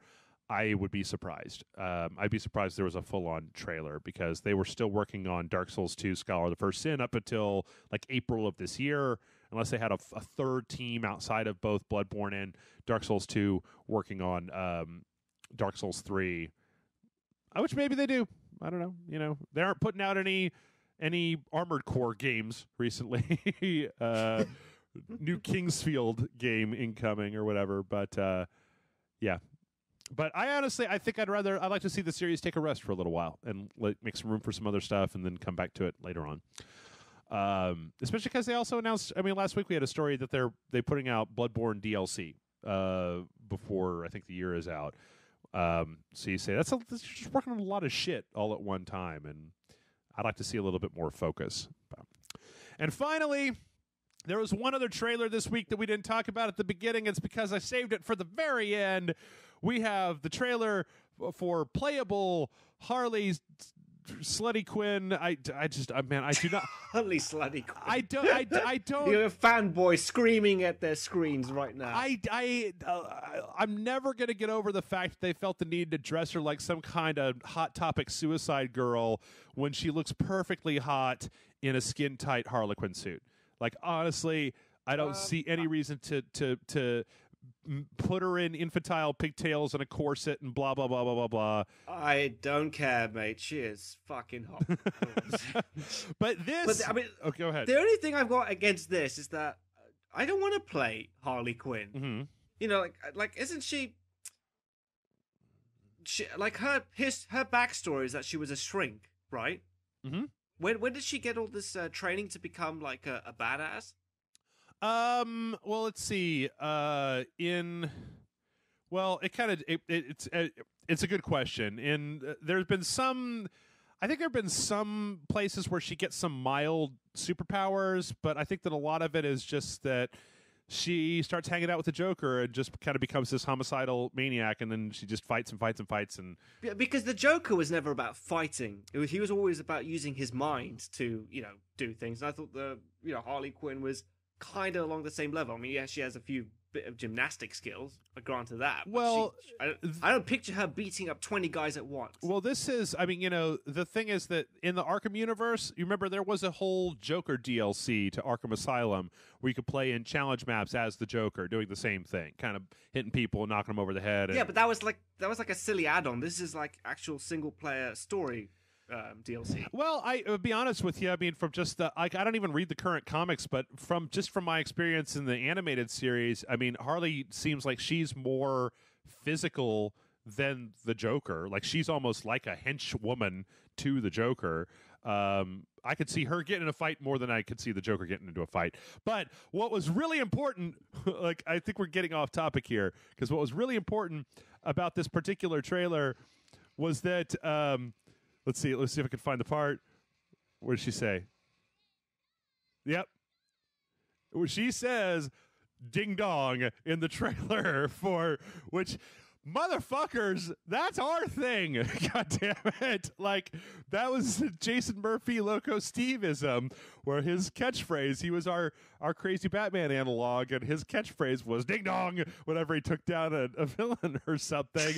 And here we've got a fucking trailer for the official Harley Quinn DLC, and she's dinging and donging all over the place. And I'm just like, yo, where's my at least free copy of Arkham Knight, yo? Like, it's funny because I'm sure that it's just some kind of coincidence, but it's one of those things where you just go, where somebody posted it to my page or to Facebook or Twitter or something, and I watched it, and I was just like, you did what now? Like, that's so crazy that would be in there. It's like, I thought I was being original, damn it. Son of a bitch. Now it's going to be like, no, we coined that shit. Next thing you know, they're going to announce Red Dead Redemption 2, and the main character is going to be called Gary Marzipan, and it'll just be like, oh, come on, man.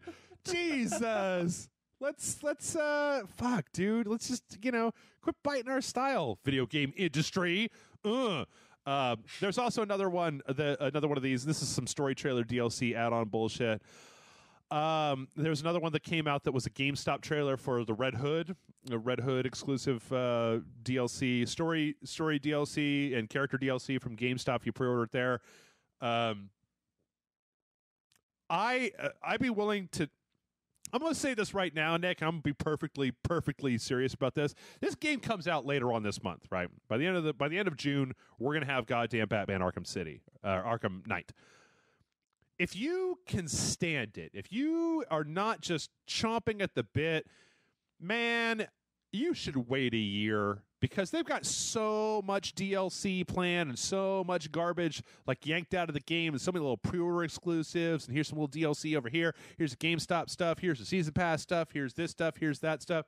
If you can fucking wait for 9 months, this shit's going to come out in a Game of the Year edition or a anniversary edition or something, and it's going to be like $30 for everything or $40 for the entire thing with all the DLC added in, and that'll probably be a hell of a deal. But I do not like the amount of separation that I'm seeing on this. The PlayStation 4 has this Scarecrow exclusive stuff, and there's these costumes are exclusive. You got this Harley Quinn DLC. You've got this Red Hood DLC, and this blah blah blah blah blah blah blah. I don't like how many different things. Like I'm starting to get a real kind of like Mass Effect 3 vibe of just a lot of stuff for you to get from outside locations, and I hate it because. You know, the thing is that if the Red Hood stuff is a pre-order DLC, right? And let's say that there's another thing that's, you know, the PS4 stuff is a certain pre-order DLC, or, you know, you got these different pre-order DLCs, and it's like, how are you supposed to pick which fucking pre-order DLC is the best? And if they come out and you picked wrong, you can't go get the pre-order DLC from somebody else because you didn't fucking pre-order it there. Like if the Red Hood DLC is incredible and the PS4 exclusive, like order from the PlayStation Store stuff or whatever, I don't even know if it's console exclusive or whatever, but let's just say that there's a Best Buy exclusive, there's a GameStop exclusive, and now instead of just being like skins for characters, you actually have story missions for characters, and let's say that one of them is good and one of them is bad. How the fuck are you supposed to know that before the goddamn game comes out, Nick? I'm asking you. You know, it's time. It's like it's times like this where I'm very happy with The Witcher 3. The fact that all the DLCs for free, except for the last two, of course. But it's this money grubbing trend that just seems to be getting worse and worse. Yeah, I mean, I would blame with the Call of Duty games, but like, I'm just not that surprised anymore. You know, it was inevitable that they started doing this with fucking single-player content. I mean, before it was just like, you know, skins and stuff, but... Yeah, I know. It's just, I guess I never expected it. I never expected it from Batman. And I especially didn't want it. I mean, I know that, like, Batman Arkham City had, like, if you bought the game, it had, the day one, it had that Catwoman, the voucher, right? So if you got it from, like, GameFly or whatever, you didn't get the Catwoman DLC. And that was fair enough. You know, we're going to give you this piece, and it adds to the story, but it's not, by any means, it is not, like, pivotal to the exact story of the game, and you're going to get it if you buy the goddamn game when it comes out. I don't have any problem with that. I don't have any problem with it. Wasn't pivotal at all. It wasn't pivotal at all. I was actually quite annoyed when I was playing. It was like, really? Because I would have been so angry if I had spent money on that. Well, I mean, it was only like an hour and a half, or like 2 hours. It was nothing. But that's the thing, is that it wasn't. I mean, it was like one of those Project $10 things. It wasn't DLC. It was just a code you got if you bought the game new. It was one of those things where they were trying to take value away from the game if you bought it used. If you bought it used and you didn't have the code, or if you rented it and you didn't have the code, then you didn't get this stuff, to give you an incentive to buy it new. And I think that there's some scummy aspects to that, but nowhere near as bad as this shit, where it's like you have to make a choice between which little story beat you want. Like, who am I a bigger fan of? You know, this person or this person? And I guess, I hate it. Really, I hate it for Arkham Knight because it's the last one that Rockstar is making. It's the end of kind of the Rocksteady, not Rockstar, the end of the Rocksteady trilogy. And I just love to be able to go in and be like, okay, fine, $75, just give me the whole thing, all the DLC and whatever. I just want the complete game experience. I don't want to have to wait for your timed exclusive GameStop DLC to become available and then buy it in a pack somewhere. And here's this pack and that pack, and here's the season pass, and it's $30 or $40 or whatever on top of and it's just, fuck it, man. Fuck it. So, anyway, we are so far over time, it is not even funny. So we're going to take a break, and when we come back, we're probably going to answer about half the questions that I had, because we are already 90 minutes into this, and we are running dangerously long, of setting a precedent of a 3-hour podcast. So stick with us. We'll be right back. See you then.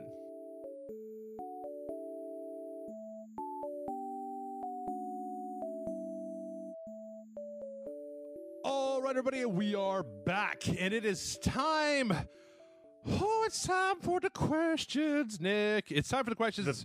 The best part of the show, may I say? The best part of waking up is No, okay, that doesn't even work. Yeah, and I have culled us down to 6 questions today. We didn't really have a whole hell of a lot of them anyway, so get your questions in, folks. Whenever you listen to the podcast and you're like, when should I send my questions? Send them in immediately, as soon as they come into your brain, as soon as they come across your brain. It's been a few weeks where I've had to be like, hey, I need some questions. So, but we're paring them down. We got 6 questions, and our first one this week comes from Joe, and Joe says, Greetings to you and all your minions, oh mighty rage gods. I recently heard a discussion regarding whether or not game critics are obligated to review games as a consumer product or can review them as art. Many in the gaming community feel that the only way they should be reviewed is based on feature set and value for your dollar, while many say a game can be critiqued for its artistic aspirations and overall experience for the critic. While I do believe the cash value of games should be taken into account, evaluating games as art is more important if we want them to be seen in the same light as films and books. What's your thoughts on this topic? Look forward to your answer. And as always, thanks for making the most kick-ass gaming side around. Joe. What do you think, Nick? I know my answer. It's pretty clear, but it's pretty clear to me. But I think they both walk hand in hand. I mean, like these days, it's not like back in the 90s where video games were still considered to be for children. Now, I think a lot of most of the biggest games are for adults, and I definitely think that seeing them as art comes into a critic's review. Absolutely. I mean, look at the Witcher 3, for example. I mean, like, there are just times in the game where I'm not even doing a mission. I just stop and look at the scenery, how the sunlight pierces through the trees, and I'm just like, wow. Like, I'm just sucked into this world. Yeah, I have.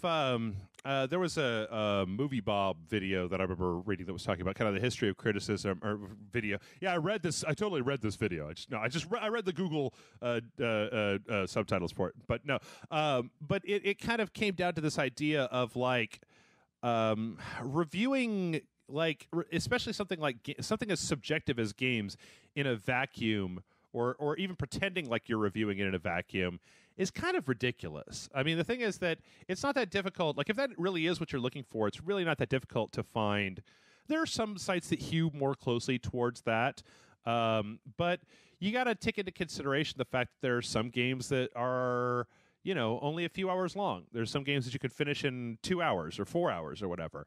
And I know that, like, I think that it's very difficult to. Again, I've run into this problem from time to time, Nick, where it's like I have a slightly higher tolerance. Even before I started doing the show and I started, buying games and getting games sent to me and stuff like that. But even before all of that stuff, I had a slightly higher tolerance for like what I would spend, what I expected when I spent $20, let's say, right?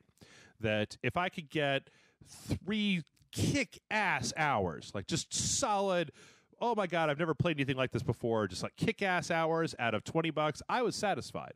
But I know that there are plenty of people out there who are just like, I wouldn't like, who balk at the idea of, no matter how good a game is, of paying $60 for an 8-hour game, where they're like, games should be at least 14 hours, and that's at the minimum, right? And then anything that's less than that isn't worth my money. And you get into a really hard thing there where you're like, even if you were just trying to review this stuff in a vacuum, what's your criteria, right? Because $20 to me means something different than $20 to somebody else, means something different to somebody else. I mean, there's a shit ton of free-to-play games out there that I feel are totally not worth your time, even though they cost nothing, right? So if you're... Well, I think it comes into, like, the replayability. I mean, like, if I play a game that's only 8 hours long, but I have so much fun with it, and I would love to return to it at some point. Yeah. Then I think it's worth it. But if it's just like a one-off, then no, I agree with the other sentiment, which is like, $60. I demand a little bit more than that. I guess what I'm saying is that I feel like that what you just said is so subjective to every human being that there's no such thing as, like, there's no baseline, right? Is that what 8 hours? Like, I have a pretty high tolerance. I played a lot of games in my lifetime. I have a pretty high tolerance for, in some cases, crap. Like, I'll never forget you and I reviewing Walking Dead's survival instinct back on Spill so long ago, right? Yeah, and I'm like, that was not a good game. It was not a good game at all. But you are forgiving, though. But you are so forgiving. There are a few things in it that were kind of interesting, right? And like those, is it worth $60? No. Is it worth $40? No. Is it worth $10? Maybe, just to check it out. Like, is Aliens Colonial Marines worth $10 if you just want to buy it and laugh at how shitty it is? Maybe. But like the whole thing is so subjective, and I feel like that's the same thing when you talk about art, right? It's like I know a lot of film critics in Austin, right? I'm friends with some film critics, and I read other film critics, and I'll go to Metacritic, right? There's this guy in Austin. His name is Mark Savlov. He's a writer for the Austin Chronicle, and he does not like movies that aren't like think pieces about lesbians in Israel, right, in the 70s or whatever, or Okay. or like he likes his movies to be about. He likes them to be character-driven. He likes them to be dramas, and he especially likes them when they're dealing with stories about, minorities or people with different sexual orientations or people that are in oppressive places or historical events. He likes those movies, and he gives them 5 stars. He, on the other hand, does not like Bad Boys 2, right? So he'll give He would not like Mad Max. Right. Well, he'll give Bad Boys 2 a 1 and be like, this is tripe. It's the pandering. It's just explosions. It has no plot. It has no soul. It's very tepid, and it's all surface. Are you and sure blah, blah, he's blah. American? Because this sounds like a British critic to me. Well, for the Guardian newspaper. You've been to Austin. You know how many just like snooty. I mean, hell, man, I listen to some of the other movie review websites that have people that I know on them, and sometimes they'll review stuff, and I'm just like, I think you're wrong. I just think that you're wrong, as opposed to like about certain movies. And it's not necessarily that I think like it's such a subjective thing, right? Like I like Speed Racer or what did I just say? Fucking Bad Boys 2. Bad Boys 2, if you want to get into some kind of like nitty-gritty art critic, I write for the New Yorker bullshit, of course they're going to be like, this is tripe, right? But I fucking love Bad Boys 2, even though that it's probably critically considered tripe. So I don't think that there's any universal baseline to be had for reviews, which is why I've always tried to very much make sure that my reviews are focused on my experience and not some kind of like, well, let me tell you how it is, because I know people, there's people on the website that I know that they play every game on hard. And if a game isn't kicking them in the balls over and over and over again, they don't like it. They're just like, fuck it. It's easy. I hate it. Blah. And that's different. I'm not looking for a game that kicks you in the balls. I know some people who don't give a shit about story and they're more about graphics or gameplay.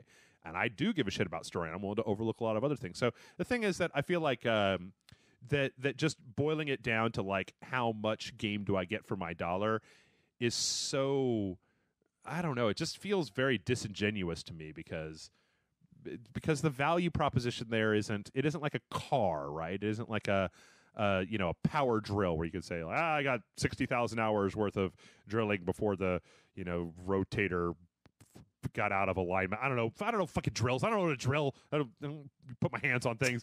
Kayla, a few weeks ago, Kayla like shook my hand or was out, and she touched my hand. She was like, "Oh my God, you have the softest hands of all time." And I'm just like, "Yeah, I don't." Thank you. I don't. Is that a compliment or an insult? I don't chop down trees for a living. My mouth has a lot of like hard calluses on it, right? Because but that sounds really dirty. But it just comes down to, I feel like there's. Whenever you talk about this whole review game, all a person can really do, all I feel you can really do as a reviewer is be honest about what you thought. And if people are like, well, you shouldn't have done it like that. You should have enjoyed this more than you did. And I've run into that before. When we were talking about New Vegas, I've been talking to people for years, Nick, about how that company, I just don't like their games very much. People are like, why? And I'm like, I wish I did. I wish I could tell you why I did. Or why I don't like them as much as I do, but I just don't. And I've thought about it for a long time, and I can talk about it, but the problem is that it's, at the end of the day, so much of the stuff and so much of whether a thing has value to you is just about the amount of oomph that it had. Like, I'll give you an example, and this may be one of those times where I say something and everybody's just going to be up my ass for 6 months, but you saw Age of Ultron? I think you were I think we talked about it. right? Yeah, I did. Yeah. Okay. No. I'll tell you straight up, I enjoyed Mad Max more than I enjoyed Age of Ultron. I totally agree with you right there. And I'm wondering if it might be because we're just so used to all these, Marvel comic movies coming out that the experience is diluted, for us.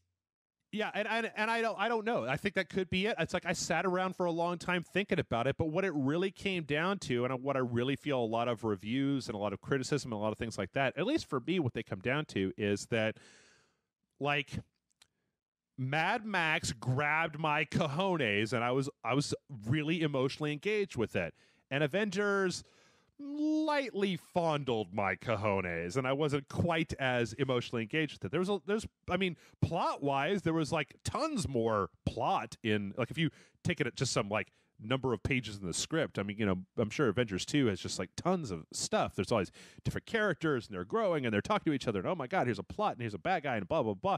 And Mad Max is just like, go fuck, I don't know, blow it up. Like there were 20 minutes.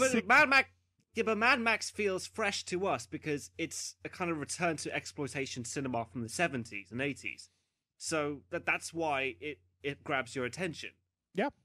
And that's, I've talked before about how I think there might be a few too many plots in Avengers and blah blah blah. But whatever the case is, whatever it is, I can tell you that I want to see Mad Max 4 more times, and I just can wait until the Blu-ray of Avengers comes out. I want to see the director's cut of Avengers, but I'm not. But like, I really want to go. It's kind of the same as last year. There was Guardians of the Galaxy just got me. That was a movie where I was just like, fuck yes, I just want to watch it, and I want to watch it over and over and over and over again.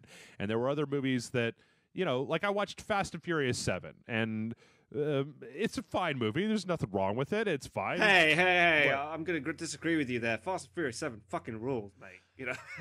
That is like the closest thing we'll get to an 80s or 90s action movie in today's cinema. I see. The thing is that I just rather watch Guardians of the Galaxy. Like, I like the spaces and the. I like Guardians of the Galaxy too, but Guardians of the Galaxy doesn't necessarily feel like a Marvel comic book movie. Sure. You know what I mean? It feels like Star Wars in a way. Well, I'll make a better example for you, and it's possible that the common thread here could be sequels versus things that are original. But like Kingsman was way more gripping to me than Fast and Furious 7 was, and I don't know why. Like, I could probably think about it for a long time and maybe come up with some stuff, but at the end of the day, one of those things really just kind of like got me and it got along real well, and the other one was good. I mean, I did nothing but a good time watching Fast and Furious 7. But I guess what I'm just trying to say is that so much of this stuff, so much of the evaluations that we make about pop culture is not based on a bunch of nuts and bolts. It's not like this plus this plus this plus this equals good movie. You can have all those things, or good video game, I guess, have all those things, and at the end of the day, you can go, it had everything that should have made me like it, and then at the end of the day, I was just like, I don't know, not for me. So it's hard a lot of times to hold people to task, right? Like, if they can't tell you exactly, I don't know. I feel like there's no universal nuts and bolts. There's no math equation for what's a good video game, right? It's just based on how much that got you. And as far as I'm concerned, a lot of times price can enter into it, but I don't find price to be my overriding. Like, I've never thought about, unless a game is just offensively short, right? If you pay $60, the game is 2 hours long, has no replay. Like Kane and Lynch 2. Right, exactly. Or Homefront. Yeah, but Homefront wasn't fucking 4 hours long. That is, like, atrocious, that, for Kane and Lynch 2. That's probably the shortest $60 game I've ever played. Yeah. No, I totally agree. But yeah, it's just a very subjective thing. Our next one comes in from Ohio Dino, who says, "Hello, Rage Select. Been a fan of yours since the old days. My girlfriend and I both love video games. When we work together, we share gems and co-op when we can. Due to going to different colleges, we are unable to see each other as much as we want. I first tried to get her into playing Team Fortress 2, but she did not find that appealing. However, she found herself invested in Minecraft. Eventually, I bought it, and we spent our 3rd-year anniversary building things on a server, including a large love you sign with flowers. Since then, Minecraft has become a great common ground for us and allows us to do things together despite being far apart. My question is, have you ever had a similar experience in which video games have made a positive impact on your relationships, romantic or otherwise? Keep up the good work, but remember to relax. Ohio Dino. Ohio Dino, you're not my supervisor. I can't... I could say that I almost broke up with a girl after she kept whooping my ass at Tekken, because it's just... Yeah, that'll do it. That will really do it. I was just like, because she was just jamming on the buttons. She's just jamming buttons, and I was like, why can't I beat you? I'm better at this than you are. What do you think, though, Nick? Have you ever made like a relationship connection or played a video game that you feel enhanced a relationship or something like that? No, none of my girlfriends have ever played video games. It's actually quite frustrating because I'll be like, just try it. You might like it. And then they'll can't even get the fucking camera right, and then you're just too frustrated. So I just like grab the controller away from it. It's like, okay, just forget about it. Fuck it. Here's Candy Crush. Play that. Yeah, I mean, I could say that I've played like positive impact on relationships, romantic or otherwise. I've definitely played games with friends, right? But they've usually just been good friends of mine. I could say that, yeah, I don't know. I haven't ever dated anybody who was really into video games. And you know what? There was a time a while back where I was dating somebody and we played the Portal 2 co-op missions together. And that showed me a lot about myself and that I'm a fucking horrible backseat gaming control freak. I think that everybody actually knows that already. But like when you're trying to play something with somebody, especially something like Portal, where once you kind of get the answer figured out in your head and you're just like, ooh, I know it now. Go over here and then put your portal here. Hurry it up. I gotta go.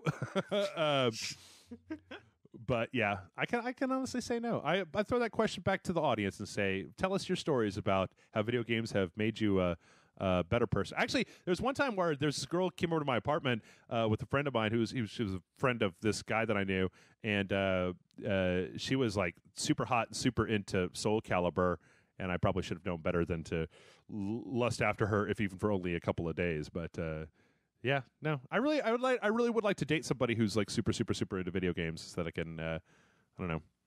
But then I don't know. I play so many single player games, Nick, that it's just like, there aren't that many multiplayer games out there. Or I guess there are, but, like what are you going to do with The Witcher 3? You're just going to sit there while your girlfriend watches you play Witcher 3 or let her play it, and then you're just like, ugh.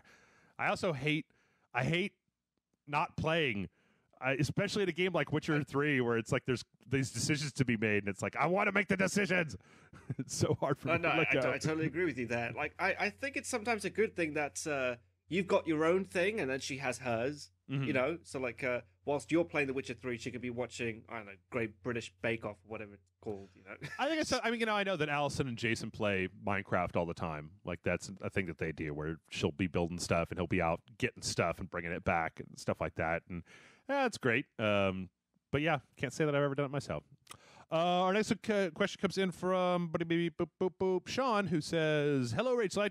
Do you think that the geek community is always buying so many consumer objects because as a subculture in general, outside of the internet, geeks or nerds feel disconnected from other people and wider society more than others, so they consume so many things in order to find connection and social bonds with other people in a subculture of consumption and through that feeling a part of this subculture? That's a really long question, Sean. This question actually came to me as I was reading a book about the war on drugs, and in particular, so I was reading a part of the book about why there's so much addiction in the modern age. To clarify, I mean to ask not about the keeping up with the Joneses and consumerism aspect of the question, but rather about the identity aspect of it, if that makes sense. Thanks, Sean. Could you simplify that question for me? Because I didn't understand it one bit. Okay. Let's see here. Do you think that geek culture involves a lot of, buying of like, I can only assume that what he's asking about is like toys and trinkets and, the paraphernalia and kind of knickknacks and the junk that comes along with so much geek culture stuff as a way of essentially finding a connection through owning objects. I read this question before. I swear to God, it made a lot of sense when I read it, Nick. I might have been I might have not had all of my. You might have been drunk at the time or high. I picked it out today. I haven't been drunk or high today. I've got Red Bull and coffee in me, so I don't. Maybe I was just like, yeah, it sounds good to me. That sounds great, Sean. You're a genius. Wow, that question is deep, man. Yeah, let's answer that. I guess what he's asking is whether he feels like people like in the geek culture, you've got all this kind of paraphernalia. You've got figures and figurines and stuff like that, and whether this stuff is kind of like a substitute for other types of social bonds. I don't know what he's asking. I know because I know. I'm sorry, Sean. I don't entirely understand. The question that came to me was I was reading a book about the war on drugs. In particular, as I was reading part of the book where there's so much addiction in the modern age. I mean, I can say that no, I don't understand. I really don't. I don't know. Here, let's just veer off a little bit so I don't feel like Sean isn't getting anything out of this. But like, do you collect anything physical? Do you get a lot of like anything, any figures or no, statues? I collect DVDs. Mm-hmm. That's really about it. I mean, like when I was moving to my new flat, my girlfriend's like, "What's in all those boxes?" And I had 8 boxes, and they were just filled with nothing but DVDs I've been collecting since 1998. There you go. And I still like buying them for some reason, even though you have stuff like Netflix or I don't know, Amazon Instant Prime or Amazon Prime Video, whatever it is. I just like having a DVD physically in my hand. I like looking, it's like, so there's my Stargate collection, and there's my Game of Thrones collection. Just yeah. I mean, I can honestly say that I don't I've about as far away from shopping or buying things as a means of self-expression as essentially humanly possible. Up until very recently, before we had the first Ragecast, there was not a thing on any wall in my entire house. And I've spent years getting rid of collections. Hell, I went back to my parents' house a few Christmases ago, and they were like, "Here's all your old toys." And I'm like, "Great, throw them away. I don't want them. They're going to be garbage for children, right? Like, what if I was to have a kid now? They're not going to want my old Centurion toys or the cops that I had or my Mask figures. They're going to look like baby toys to them, just like." Yeah, but don't you wish you kept on to your Transformers toys? No, fuck no. Since they would be a pretty penny now? Nope, they wouldn't be worth anything. They honestly wouldn't be worth anything. They were, I thought they would. They're all, the 80s ones. I'm pretty sure that that unless they're in a box that nobody gives a shit. Because mine were toys. They were my toys, and so I played with them. And I played with them hard. I'd throw them up against the wall, and not throw them against the wall. That's a little extreme. But I had my greasy little fucking child hands all over them. And there came a point where I started taking apart all my G.I. Joe guys. I don't think there was a single He-Man figure that didn't have at least some kind of serious damage to it. It was the sort of thing where I've got those memories of my old things, and the older I get, the less I want things around that don't have a purpose, I guess. So much of the stuff that I had when I was younger, I guess I just don't feel the need to put stuff up on my walls or to have collect a bunch of figures or whatever. It just doesn't do anything for me. I don't get any enjoyment out of it. I've had a few times where I've bought an action figure at a Comic-Con or something, and eventually it just ends up in a box. It'll go on a shelf as a decoration, and then I'll take it out, I'll put it in a box. I'll never put it back out again. I don't fucking care.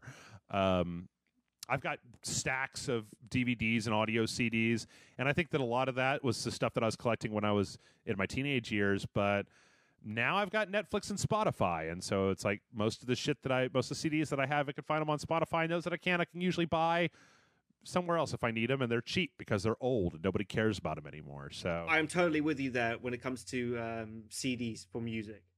I mean, because these days, I won't even download things from iTunes. I'll just listen to it on Spotify, and that'll be it. Yeah, because just accessibility. But I don't know when it comes to DVDs, it's just.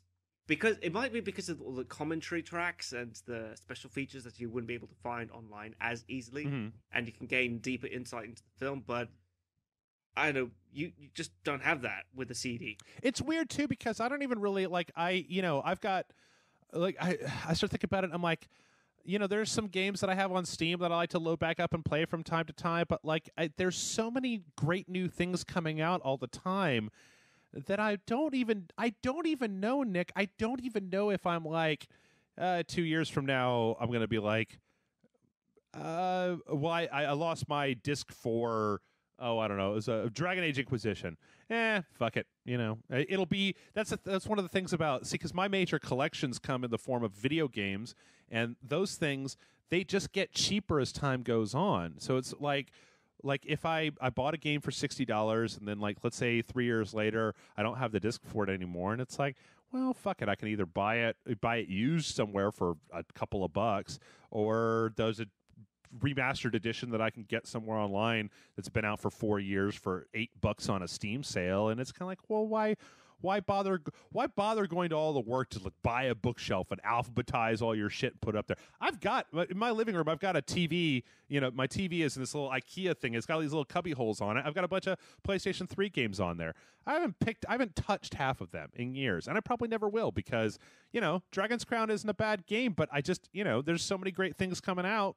Well, but I don't really feel the need to go back and play that. I mean, that's probably very specific to me, and I don't want to come off like I'm knocking anybody that has, I used to know a guy that collected Gundam figures, and he would buy them, and he'd put them together, and he'd paint them, and he'd put them together, and they were fucking fantastic looking. They looked really great.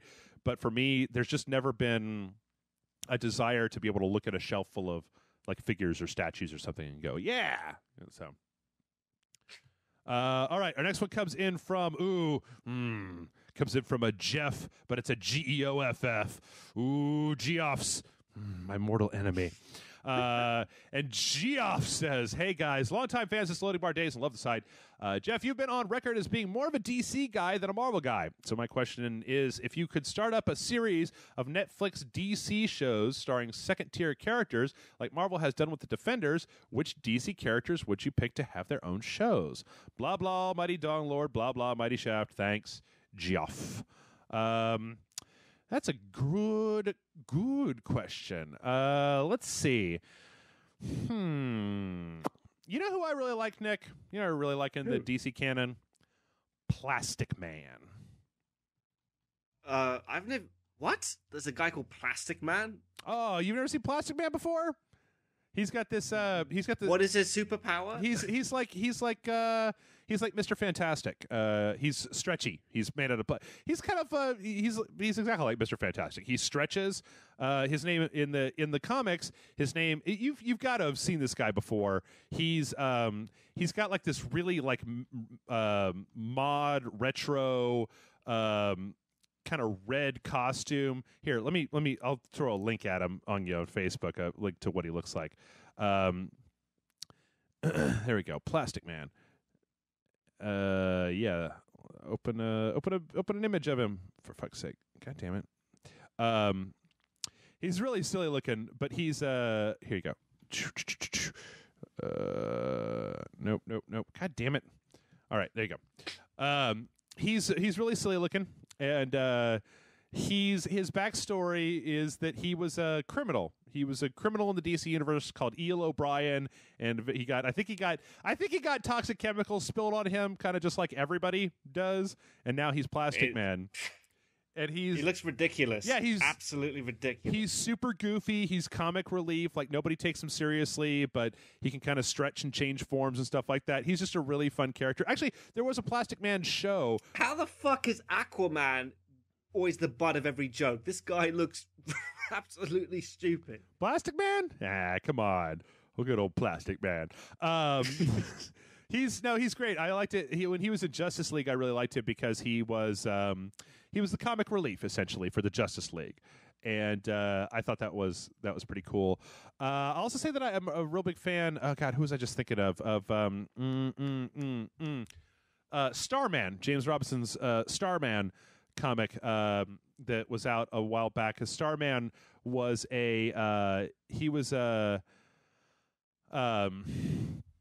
so there was the original Starman that was in the Golden Age, that was this guy, and he wore a spandex suit and he was flying around. And so in Starman in the comics, that Starman got older and he passed the mantle on. He had two sons. He passed the mantle on to one of them. this is a spoiler if you're going to read Starman. This is like the first episode. So one of his sons took up the mantle of Starman, and he gets assassinated. And so the second son, who wants nothing to do with this, and he's this guy, he's kind of a hipster. He picks up the mantle of Starman, and it's kind of a fish out of water thing. It's like he runs a vintage like clothing and collectibles store, and he's all into the past, and he's a real big hipster. He's a real big old hipster, but he gets his leather jacket and these like tank goggles and a big Starman thing, and he puts them on and goes out and fights crime. And he has an interesting arc that is kind of like he's got this guy who used to be a villain called the Shade that's in there that's kind of tutoring him, and he's got some weird ass enemies.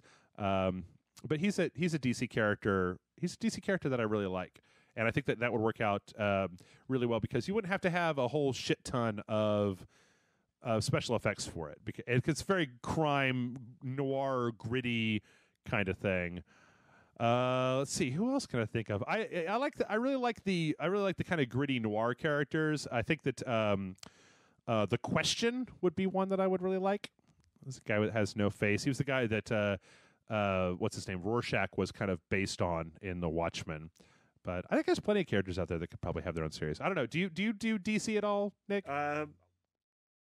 I'm not a huge comic fan, but I think the one DC character I would love to have their own TV show would be John Constantine in Hellblazer. He had his own TV show. What are you talking about? There was a whole last year. There was a whole season of Constantine the TV show. Are you kidding me? Have you not seen this? No, absolutely not. Yeah, where is it? You can watch it all on Hulu. But yeah, there's a whole. Was it good or was it shit? I liked it. I stopped watching after a little while, and I gotta let you in on. I'm not gonna let you watch it without knowing this from ahead of time. But it got canceled. It didn't get picked up for a second season. But by the way, they didn't have it set in America, did they? I believe it is set in America, but why the fuck did they do that? Constantine himself is definitely British, so he's British, but also Britain seems to be a better location because it's always fucking raining here, and it matches to the noir and the grittiness and the how depressing the comic book series is. Yeah, I don't know. Is this not set in bullshit like Los Angeles? Is it? No, it's kind of a globe. I mean, like from what I could see, it was kind of a across the United States, kind of a road trippy kind of thing, because it's like at the beginning he gets this map that has a bunch of different places where there's going to be problems, and so he goes out to kind of to solve them or whatnot. Wow, I'm actually just looking up now. David S. Goyer was the executive producer. Uh-huh. He's good. I can't believe you haven't heard of this. I guess no, absolutely not. Yeah. I'm watching it now. Yeah. You know what I wish is that there was this. It's like, dude, there totally is one of those shows already. Let's see. I think there was one more that I was just thinking of. But I can't remember. There was a time where Judd Winnick, and I don't know if it went all off the rails, but there was a time where Judd Winnick was writing a Outsiders comic book that was like Roy Harper, the guy that was Speedy, I think, Green Arrow's sidekick for a while, and like Nightwing, and then like a kind of a guy who was kind of metamorpho, and this woman who was very strong, and this cyborg, and like a bunch of people joined together to kind of be like they were kind of like a proactive superhero team where, like, because of Nightwing's connections to Batman, it's like Batman would give them information. They could go out and kind of like proactively go after villains before they unveiled their big plan, and everything out there was like blowing up. So I think that'd be a pretty cool show. I would probably watch that. I don't know. I mean, I honestly, I don't know that there's not a superhero out there that I wouldn't watch a show for. Oh my God. I would totally watch a Doom Patrol show. That I take it all back. Take all the rest of my answers back. That's what I fucking want. I want a Doom Patrol show. Have you ever read Doom Patrol before? No. And Grant Morrison took over Doom Patrol at a certain point and started writing it. And basically, they were a bunch of superheroes that all had been kind of like crazy from time to time, like broken kind of people. And so they were the insane superhero team that went and dealt with things that would drive other superheroes completely berserk. They were like all weird and out there and just fucking nuts. and I liked his run on that. I would totally watch that. It would make for, like, if you got something like Twin Peaks meets The Flash kind of shit with real dark, gritty atmosphere, I could totally go with that. Sounds interesting. Yeah. Definitely an original take on the superhero genre. Yep. So yeah, I'm going to go ahead and call that one answered. This next one comes in from Rick. Rick says, "Hey there, hope things are well. Recently, I replayed through the Metal Gear series and finished Peace Walker for the first time. I originally didn't care for Metal Gear Solid 2 or 4, but after finishing Peace Walker, my opinion of them changed for the better. So has there been a game / movie / show / book, etc., that made others in its series retroactively better for you? I also find MGS2 to be a great sequel thematically to the original MGS. So what's your favorite way that a sequel has continued or built on the themes of its predecessors? Say what you will about MGS2, at least it was at least interesting. Thanks, and have a great rest of the podcast, Rick."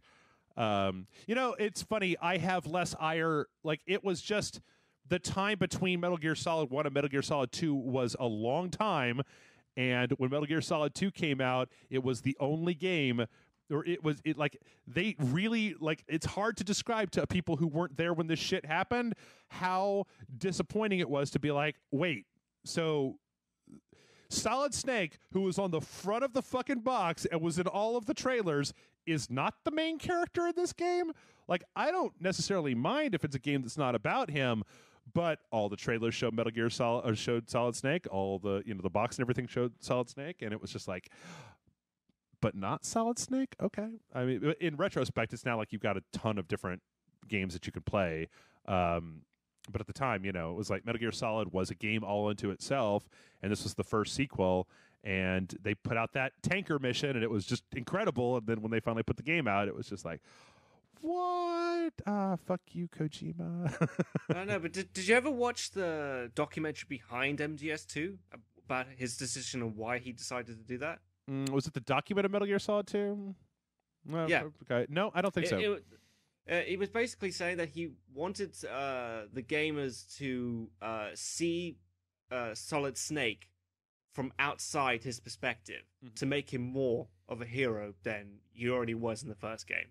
But I have no idea as to why he wanted to make this, fair-haired, L'Oreal head guy, as the main protagonist. I mean, he's got a beautiful head of hair. I'll just say that. So. It was like, here's the thing is that it's one of those things where I don't like to hammer on it because it was taking a weird chance. On the other hand, like I said, now that there's like 5 or 6 other games about Solid Snake that I could totally play, I got no problem with it. But at the time, I mean, there was a part in the trailer for one of them. It was so, I can't think of a game that would do this these days. I think you get fucking crucified if you try to do this these days, right? Where you take a game with a beloved character and then not even kill him off, but it's just like 2 hours into the game. Oh, guess what? It's actually a game about this guy. And the internet was still in its infancy, so there wasn't really that many places to bitch to. Oh, I can't imagine the bitching that would have ensued. I cannot imagine what would have, change.org petitions and like refunds and sending death threats to Kojima's house. I cannot imagine what people would do if that game came out today. I mean, like, can you imagine if Halo 5 came out and in the single player campaign, you played as Master Chief for the first mission, and then you played as some rookie Spartan or scrub or a lady or whatever, right? Like just some dude that was nothing like Master Chief, that was super pretty for the rest of the game. People would eat each other. They would cook each other and eat each other over how angry they were, and they would set shit on fire. It would be like looting and riots and shit. They would be so pissed about that. Yeah, MGS2 definitely would have gotten a refund on Steam if that came out. It's like, well, actually, because the hangar mission is only just 2 hours anyway. It's a bad. So you'd be right on the edge. You'd be right on. If you watched all the long ass cutscenes, you'd probably get like 2 hours and 15 minutes. Oh fuck! God damn. So let's see, sequels or things that made the original better. I honestly think that, I mean, not to just, because I know that both you and I are fans of Metal Gear, so not to stick with that, but I feel like Metal Gear really did, between bouncing back and forth, by the time you got to Peace Walker and you have 3 Peace Walker 1, 2, 4, that really made a very complete story, and that the more that they went back and forth, the more they filled in these holes, the better a lot of that story got. I thought that the end of, I know that a lot of people don't like it, but I thought that BioShock Infinite, the end of BioShock Infinite, had some really interesting implications for BioShock, the series. I'm trying to think of other stuff, though. It's kind of difficult. It is, yeah. Because I don't know. To be honest with you, I consider like BioShock Infinite to be in its own category. I don't think the first BioShock is anywhere near as good as Infinite. Really? I prefer the original. I often think that the original is better than the sequel. Let's see. I'm trying to think here. Games that came out later that made the original ones better. I'm trying to run through series in my head. Let's see. I don't know much about Halo, Gears, Dead Space, Elder Scrolls are all over the place, Fallout's all over the place. Mass Effect didn't really do that. Didn't recontextualize. Are you looking at your game shelf right now? No. I'm going through my head. I'm just going down in my head. Dark Souls 2 had some interesting implications for Dark Souls 1, but nothing that really made it better. That's a really good question. I'm really trying to think of anything that kind of falls into that particular category. God damn. I feel like I'm just falling down on questions today, Nick. It's like, what about the Splinter Cell series? See, that's the thing, is that most of those game franchises continue to move forward. So it's like, yeah, but the Splinter Cell, the original games were more orientated towards stealth and were more gripping, as to now that they're just action games. Yeah. But it is a hard question. Yeah. I think that you could probably make a case for some of the stuff with some of the stuff with Sully in Uncharted 3 with the young Nathan Drake could kind of deepen their relationship if you wanted to go forward to some of that stuff. I just, you know what the major problem with this is you probably have a much easier time with movies or books, because most video games disregard their continuity at a certain point. Or just start to go off in a different direction, right? That's one of the reasons that I think that Metal Gear is such a great franchise, is because it's got this dumb, convoluted story that spans multiple, like a long time. Whereas, once you get to Dead Space 3, and Dead Space 3's story kind of goes in a weird direction, or like Mass Effect 3's story kind of just veers off in a different direction. Let's see. I'm just looking through a list here of the best-selling video game franchises of all time. See, here's Resident Evil. Resident Evil never did anything that like made. Maybe you could make some arguments about some of that stuff, but not a lot. Metal Gear, Dragon Ball, Star Wars. I don't know that I can think of a game example. Can you think of like a book or a movie example, Nick, that where the second movie, kind of retcon stuff back into the first movie that actually was a positive, was a bonus that made it better when you went back and went back and watched the movie over again? Maybe Dark Knight Rises. Thought built up a lot more what the first movie had going for it. Mm-hmm. But see, again, that's just building on. It's hard. It's hard without something that's been. It's hard with something that has been with something where you're writing it in installments, unless you have a person that is. I guess probably the only thing that I could think of would be like TV shows, right? Oh, you know what? I have an example. I'm going to go to TV shows, because I think TV shows are the place where you're going to find more. Because the thing is that when you talk about, like, maybe they did, but I'm pretty sure that when they wrote Fast 5, they weren't like, and we've got the scripts for the next 6 Fast and Furious movies laid out, so we know what the twists and turns are going to happen, right? They're writing these things one at a time, and then kind of coming in and writing the next one after, writing the next one after, writing the next one after. Whereas TV shows, I feel like when I got to the end of the Better Call Saul, right? there was a character in Better Call Saul that was this dickhead lawyer. And when you got to the last episode of Better Call Saul, and you realized kind of what all was going on with that guy, you could really go back and see the entire series in a whole different light that was very interesting, right? Or there's plenty of places where you've got things like Farscape or like Stargate, Atlantis or stuff, where you get these stories that are seeded. The example that I was going to give was when I got to season 2.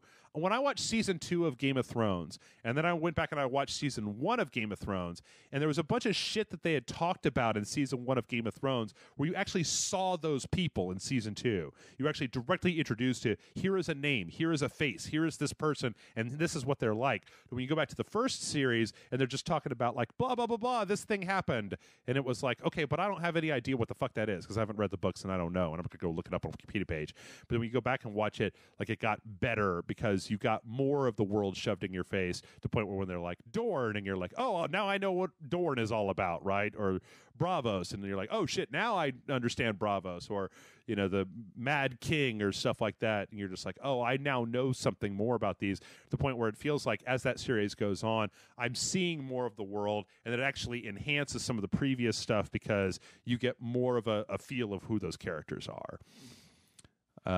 Because you're just trying to keep up when you first start watching the show. Well, yeah. Because it's unbelievable amount of characters. And the fact that they're talking about characters that you haven't even seen yet, your mind kind of just crosses them out until it remembers it in the next episode. Right, or they'll just make a reference to something, right? They'll just make a reference to something in passing, and it turns out that's a whole thing, and then you're going to find that thing, and then you're going to go back and you're going to be like, oh yeah, they're talking about that guy. I know who that guy is now. So yeah, there was one other one that came up. I mean, Devil May Cry 3 might have made Devil May Cry 1 a little bit better, but I'm just not as big a fan of Devil May Cry as a lot of other people are. I never really played Resident Evil 0. I'm trying to think of prequels to games that might have made kind of recontextualize the original one, but I don't know. I just don't think I have anything. Did you think of anything, Nick? Anything in particular? Nah. Okay. Unfortunately not. Okay. Well, we got one more, and then we're done. And this is a funny little question. This one is from Wiener Schnitzel, who says, hi, Jeff and Nick. Today I have one of those weird but hopefully entertaining questions. Imagine you are the mayor of Austin, and one day a T-Rex appears in the inner city out of nowhere.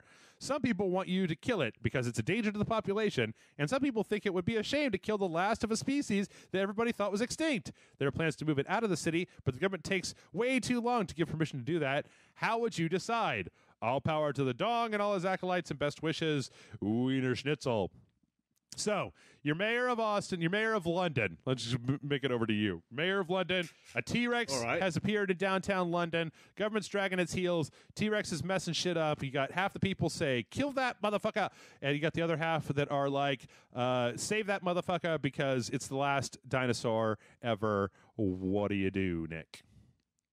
Wait a minute. If the question is the government is dragging its heels, right? Aren't I the government if I'm the fucking mayor? No, he's saying that well, I would say the federal government, like the crown, right, has these big military plans to like come in, but they're taking a long time to get it done. And meanwhile, this thing is just tearing up all of your Virgin mega stores and fish and chip stands, and like right, what are you doing? Like people are like, blast its fucking brains out. The other half of people are like, no, it's the last one. It's cool. I like dinosaurs. So. What do you? It's a catch-22, but I think more people will be pissed off if you allow, civilians to get eaten than if you don't. So, shoot that thing. Yeah. I would try. Or a tranquilizer gun. How about that? I take a lot of tranquilizers. I don't know. Still though, I can still do it. Yeah, I don't know. Maybe try to save it, but if it comes right down to it, and you're the mayor and you've been elected to keep people come on, man. If a dinosaur just poofs out of the air, you'd be like, all right, I'm going to kill this one. And then if it happens again, we'll be ready. Like, we'll kill this one. We'll put it on ice. We'll send it to the scientists. We'll get them to study it. Maybe they could clone one. Maybe they could do their science magic and whatever. But in the meantime, let's get this motherfucker, because he's going to be stepping on people and blowing shit up or knocking shit over, right? And, you're a publicly sworn defender of the peace. I don't know what a mayor does. That's what I assume it is. You got to get out there with a machine gun and take care of the take care of the motherfucking dinosaur problem that you got in your town. Maybe it depends on what term you're on. If you're on your second term and you're about to finish, then you could be like, oh, I'll just capture it. You know? Yeah. But if you just got elected, then you're like, I care about everyone. Yeah. If you're on your way out of office, if you're like, you know what, I want to be the guy who runs on the I Saved the Dinosaurs platform. But then here's the question, right? Is if there's only one of them, well, fucking man. I mean, what are you going to do? You're going to save it, and then what's it going to do? It's not going to make more dinosaurs. It's just going to be alive. You know, just get people out there and film it while you shoot it, and then you can have the most popular video on the entire internet, which was the day that we shot a Tyrannosaurus in the head with a bazooka, and we fucking blew its brains out. You put that shit on YouTube, you won't ever have to work again. You'll get so many millions of hits. Just monetize that clip. People will be like, "Oh man, have you seen this YouTube video where this guy blows up a dinosaur?" It'll be the best. Yeah. And that's all the time that we have. I think we're already way the fuck over, so we're going to go ahead and wrap it up. Nix, thank you so much for coming on. And when you get your shit together, or no, that sounds kind of mean. When you get your my shit together. You get your shit together yet? Well, no. When you get everything finalized and you're ready to go, just send me over a link and we'll get the Rage Select folks to take a look at it and let you know what they think. And I appreciate it. No problem. Until then, mail@rageselect.com is the email address. And if you all will excuse me, I go take care of this dinosaur problem real fast. I'll be right back. Good night, everyone.